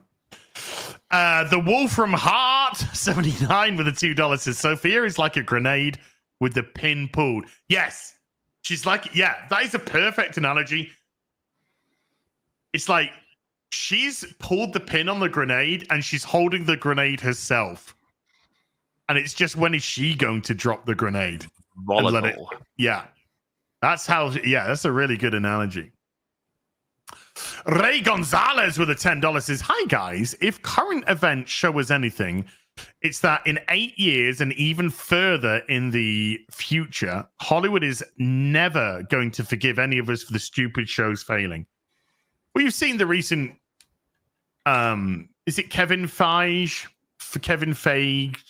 The one who did Ghostbusters. Oh, my brain wants to say Peter Feig. Peter could be Peter. Paul Feig. Oh, Paul, that's it. Paul Feig. Yeah. Paul Feig having an absolute just eight years of unaware meltdown, saying that Ghostbusters 2016 failed because Trump supporters. Because Trump said, silly film, so Trump supporters killed it. Amusing, however, also while people will be like, Ghostbusters 2016 wasn't so. You're like, shut the fuck up. It was awful. Like, what do you mean? Stop. Shut your mouth. Shut it. Okay. Ray Gonzalez with a $5 says, and you know what? Good. To quote the Joker from Batman Beyond, it'd be funny if it wasn't so pathetic. What the hell? I'll laugh anyway. Zeke Zion has been a member for 29 months. Thank you, Zeke Zion. Gogfu with the 2 Australians says, or R.I.P. Mauler's dad. Yes, R.I.P. Mauler's dad. That's a good meme. Normal Man with a 20 Canadian says, what would you guys say to having more Adam West style Batman shows along more serious takes to the character? No, thank you. No, thank you. Can we stop fucking Batman, please? Can we stop fucking him in the ass? John Melich with a 27-month. Thank you, John. Stephen DeLeon with a $5 says Jared Leto's Joker is far superior, and it's not Namor, it's Namor. Get him, somebody ban it. Get him out of here. Get that fucking idiot out of here. Inoptimal on the reviews and rants with the $5 says I didn't care about the bat nipples. The giant cod pieces are what disturbed me in the Schumacher movies. They had big penises. They needed to protect. Yeah, protection. Andrew Valdez with a $10 says the Batman does not need to be in the Penguin. I think they are doing a great job of showing why Batman isn't in it so far through external sources because he's elsewhere helping out the other people. No, what I mean, Andrew, is I want a Batman show like this. Like you can do a Batman show that's kind of grounded like this. You can tell it could work. It could work really well. Fading Fast with a £5 says, would it be hard plastic or all floppy? Which is more powerful bat phallus? Yes. Both. Second Legend with a $5 says, I have a theory about the Vic character. I think he's going to get a taste for killing as Oz's henchman and become Zaz. He'll become Penguin's enforcer. I got a couple of theories about Vic. I think he's either going to end becoming a victim of the Penguin, or I think he might actually turn. I think he's Darkseid. Nico 40k with a 750 isks says, forgive me, nerd father Gary, for I have sinned. I've never seen Superman the animated series. Have seen Batman and Justice League, but not the OG hero. It's okay. You're still time, my child. There is still time. Fluffy Tortuga. I got there. Yeah. With a $10 says, did you notice when Vic and Oz were going past the destroyed part of the city, Oz tells Vic, look what Batman did. I wonder if they'll explain why he blames Batman and not the Riddler. Well, in episode 2, they do actually say you can blame the Riddler for that.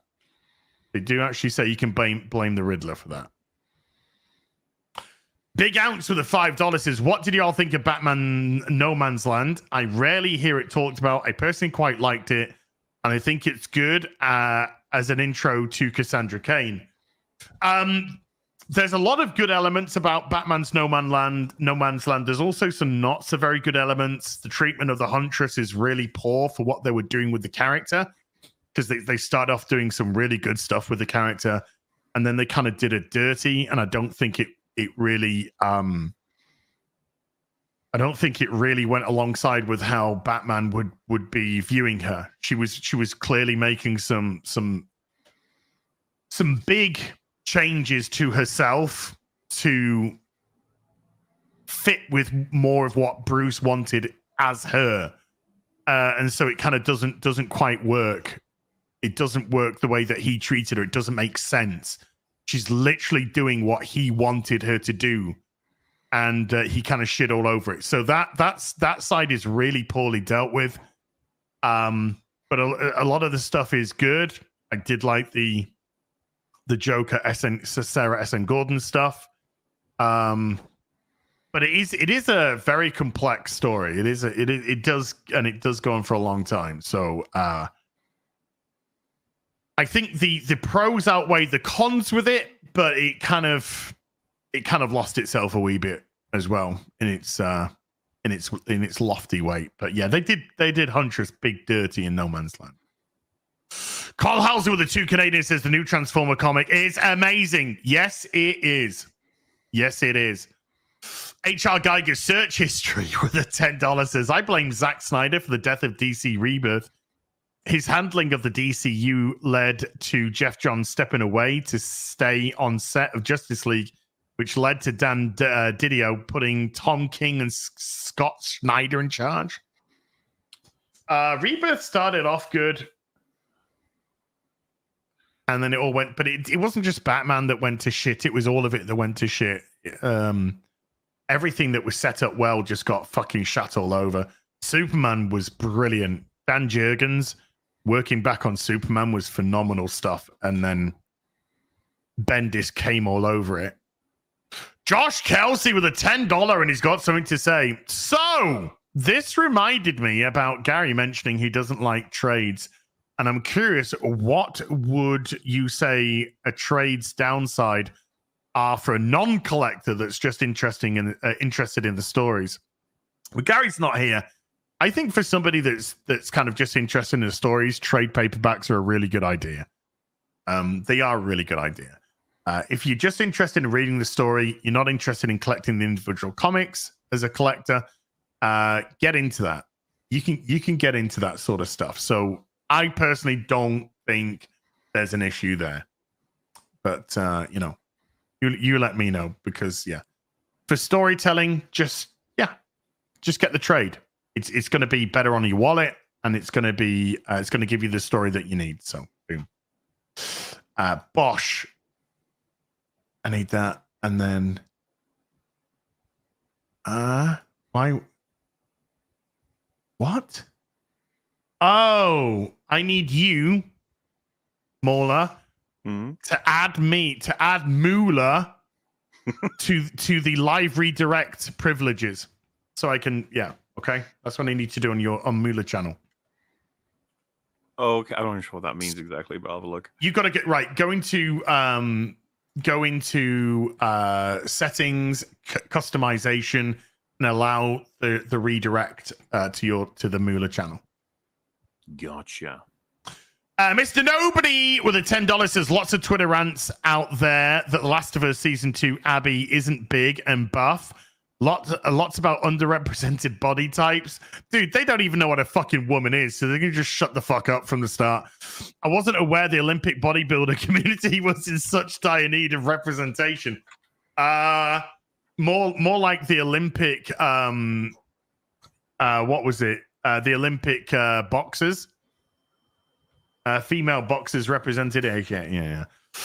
Mickey X Rat with a $20 says, what you get when you put Bruce Lee and acupuncture like martial arts in a Mad Max post-apocalyptic setting? You get the manliest and most badass manga series of all time, Fist of the North Star.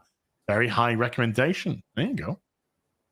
The God of Gravy with a £20 says, yo, Az, I missed you Friday. I missed you more than Sunday Fun Day crew missed the ghosts when you played Phasmophobia. Here's to more spooky games this month. And all I'm trying to say is Pearl Harbor sucked and I missed you. Aww. Thank you. The Blacksmith with a $5 says, did anyone else think of Ben Stiller in the opening scene of Tropic Thunder while watching the random Asian elf get riddled with arrows? Yes. Having seen the scene, it was just like, she's getting an excessive amount of arrows and still not going down. I think I actually referenced that because I was watching with Fringy and I said this reminds me of Tropic Thunder. It was fucking silly. JJ Chili Dogs with a $5 says, saw Joker 2 yesterday and that movie was awful. Everyone here, don't waste 2 hours, 20 minutes of your life. Oh, wow. Damn. Shit. Disgusting with a 10 Bagnon says, this show looks like Jeff Bezos lost a drunken bet and had to make the TV show as punishment. Dude, this is the show he's always wanted. This is the sad thing. Got a Gravy with a £5 says, waiting for the scene where Dom Lemonlass punches an orc in the face and says, welcome to Middle Earth, before pulling out some pipe weed and lighting. Fuck yeah, baby. I would watch that. Wild Bite Camp has been a member for 12 months. Thank you. Pie3766 with a £5 says, let's own the chuds. It's like the progressive version of Hold My Beer before they do something unbelievably stupid.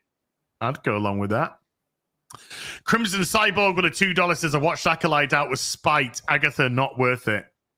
Agatha's a non-entity. You don't get too much brain damage from Agatha. It's just shit. Toxic Fandom Podcast with a $20 says, part 1. Just wanted to see if you guys would be so kind to help me promote my podcast. Me and my 3 best friends had a decent podcast for over 4 years until my asshole boss found it and made me take it all down. What? Can they do that? I don't. Should be able to Yeah, do that's that, right? got nothing to do with anything. Sue him. Sue the fuck. And Toxic Fandom Podcast with a $25 and part 2 decided to rebrand and start new. It's called the Toxic Fandom Podcast. We review movies, TV, comics, similar to you, but we are all as old as Gary and as angry as Az, and not nearly as smart as Mauler. Hail the Fellowship. Go check him out, folks. Go check out Toxic Fandom Podcast and see what those guys are all about. Thank you, dude. Appreciate you. Also, sue your boss. Kalioth with a $10 says, Lady Death, like the other cosmic entities, will never be portrayed as originally envisioned. They don't fit the narrative. They can't grasp that a feminine does not mean woman. Death is emotionless. Welcome to most women. Look, the way that they portrayed her in episode 1, this isn't Lady Death. This is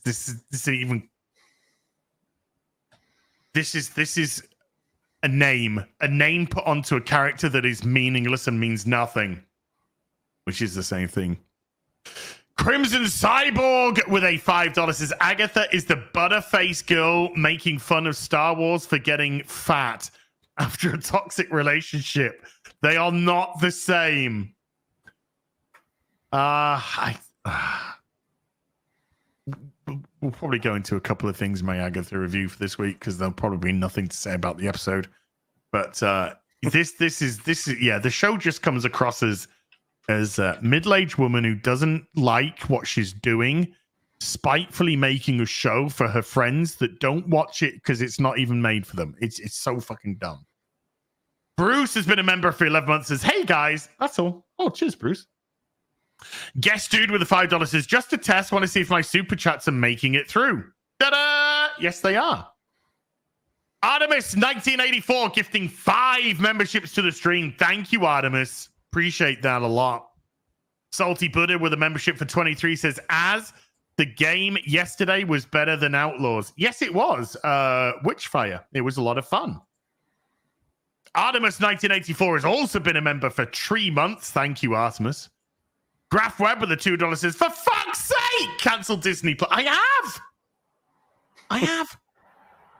And Red French Moon has been a member for 8. Thank you, Red French Moon. No Zaku Boy with a $50 says, no evil or rack escapes the peerless vision of Peeping Tom. As the season of the witch descends, an epidemic of lewd-clad loose ladies sweeps the streets nightly.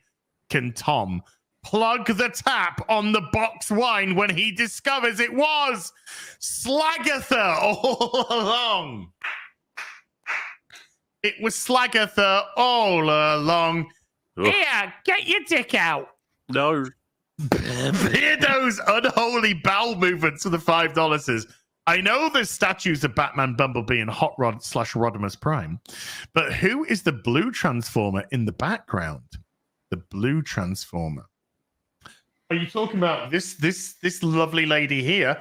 That is that right there is Spike. That's Spike in his exosuit. That is Spike in his exosuit. SJ Almighty has been a member for 52 months. Diamond Geezer. Thank you, SJ Almighty.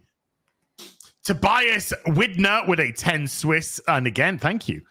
In an article, Ubisoft said the reason that you can't freely shoot enemies from your speeder, aside from Deadeye, is that it was not feasible, even though they did that shit in Far Cry 3 a decade ago. Being able to shoot while riding some form of vehicle is too difficult for them now. Yes. Okay. Yes. All right. Yeah. Okay. But they can make a mean eat a spicy meal quest. Just saying. Yeah, Trade there off. you go. Trade off. Yeah, trade off is fair. LC Lapin with a $5 says RIP to Ken Page, the voice actor for Oogie Boogie from Nightmare Before Christmas. He was 70. Not the way I wanted to start Spooky Month. Yeah, no, it's a shame. Epic fucking voice for Oogie Boogie. I'm not going to forget the song he sings. It's embedded forever. So excellent work. Oogie Boogie 2988. Not that one. Okay. A much friendlier, nicer person than that. James Moore with a $5 says reviewers should legally have to record their gameplay and have it linked to their review to prove they played it to see their thought process. Never going to happen, but it's not bad, you know, not bad. Dr. Schlurpo has been a member for 4 months. Thank you, Dr. Schlurpo. Discat Matt has been a member for 7. Thank you, Discat Matt. Joey Ellis has been a member for 16. Says, if you restart Final Fantasy VII Rebirth, fair warning, it took over 130 hours to beat, and I still miss stuff. I need to return to my playthrough. I need to return to that. Darth Gorbag with a $4.44 says, P.S. Happy Halloween. It started today. Yeah, spooky month today. Anonymous has been a member for 36 months. Anonymous, thank you. Yolanda with a £2 says, EFAT recommendation, Garth Marenghi's Dark Place. I've had that recommended by many people. It is apparently really good shit. I need to watch it at some point. Have you given me permission, by the way? Yes. Okay. I'm just gonna set that up. I'm gonna set that up. So we're nearly done with all the supers. My God. Oh, yes, you have. Oh shit, no. Fuck. No, wrong one. Add redirect. I just redirected it to me. No, redirect privilege needed. Ask Moolah, the channel Moolah, to add you to their redirect list in community settings. You have been. I can even send you a picture. You should. It's saying computer says no. Computer says no. Well, yeah. You have a look and I'll link it anyway. Yeah. Well, I was going to say try it now. I've actually changed the sensor. If it doesn't work now, I don't know what to do actually. Is it still the same? It's still the same link in the private chat, yeah. Let's just make 100% sure, shall we? Yeah, just drop the link again, just so we got 100% sure. Sure, Bador. Copy link address. Okay, let's go to Yeah, let me do that. Yes, here's the link. Because maybe the other link was done because it was not allowing. So yeah, maybe. Yeah. So yeah, that is now set up. The Little Knight with a $10 says, hello, I just watched Deadpool 3 myself, and after considering your points of view over the film, I can see why it's so light right now, but I can completely understand Mauler's concerns for the future. There you go. There you go. If ever there's a fucking, let's sit on the fucking fence. Super. Jesus DeVille with a $1.50 hot dog. Drummer of Thrash with a $2 says, Schlurpo the way. Schlurpo is the way. The Little Knight with a $5 says, which leads to my question. You two mentioned before about them learning the wrong lessons. I have my own guess, but what would be your predictions? Well, I think as you gathered, the probably the oversaturation of Silly Billy and ramming Hugh Jackman into every fucking thing that they can, and probably ramming Deadpool into every fucking solitary thing that they possibly can, and bending everything to accommodate them. Correct. There you go. Guinea Pig with a fanny pack with a $5 says, Mauler, you mad lengthy Lovecraftian cretin. Oh, thanks to you, I now crave 4 to 6 hours of 4 to 6 hour videos and streams. When will you come back to life and be on FNT? I can neither confirm nor deny that I may be on FNT sometime this month. And if we're talking a more regular schedule, I gotta be on a different time zone.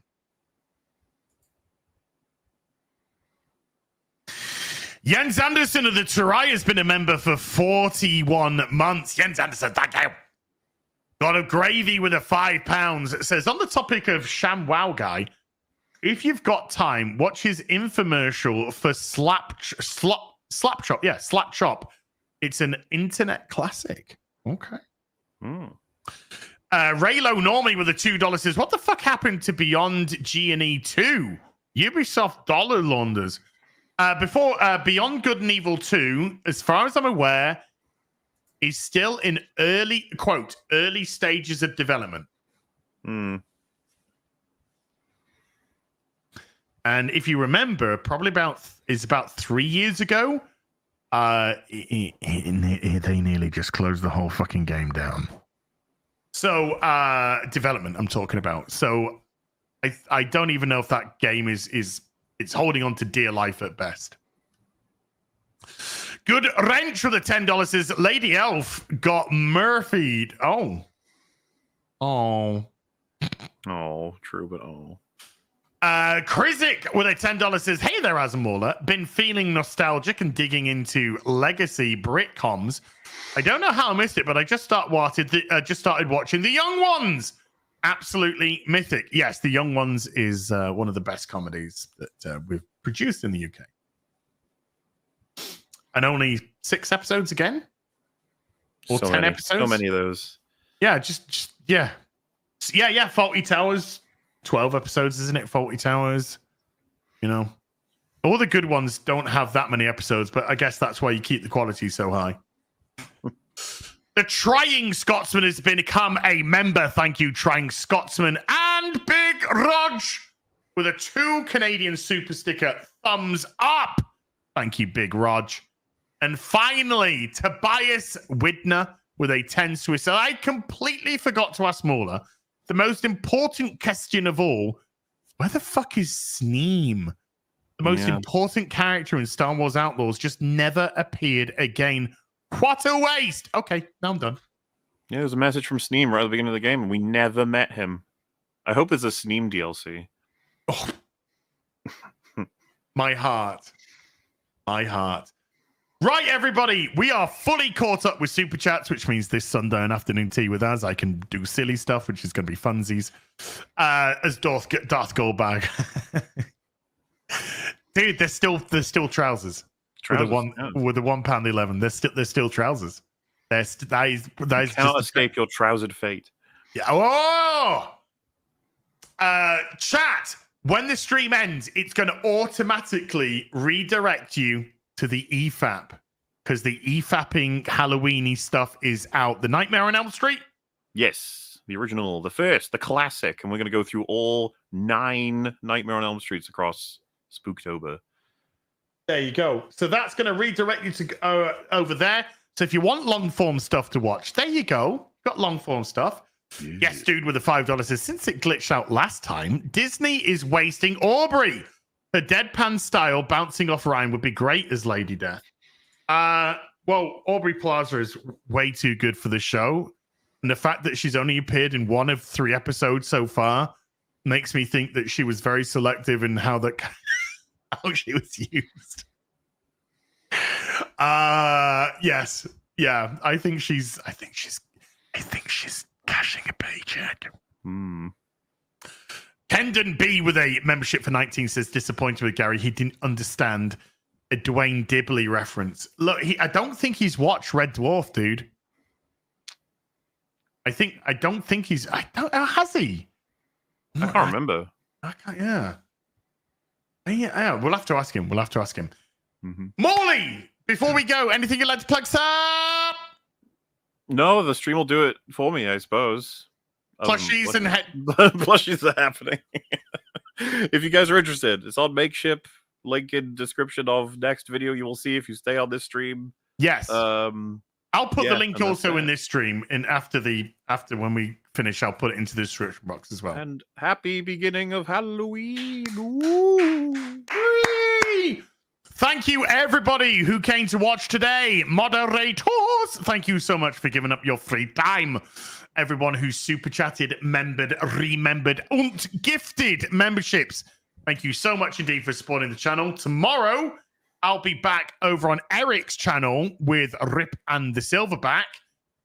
Good times.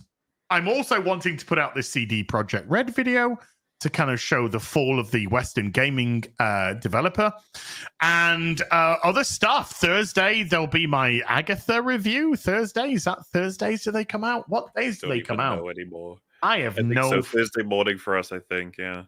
Is it Thursday morning for us? Yeah, Agatha 26th. Yeah. Wait, Agatha and Rings, isn't it? Of Power. Well, you have to do Rings of Power. I do.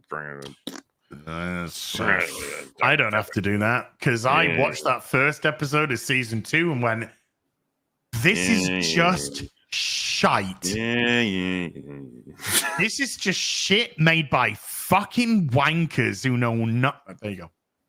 So there's stuff, videos coming, streams coming, and to everyone who wants to see it, it's gonna happen. I'm gonna make a modded Skyrim, and we're gonna get balls deep into Skyrim. Mm-hmm. So dates to come. Thank you, everybody. Oh, but hold on. Oh God, it's like a dead animal.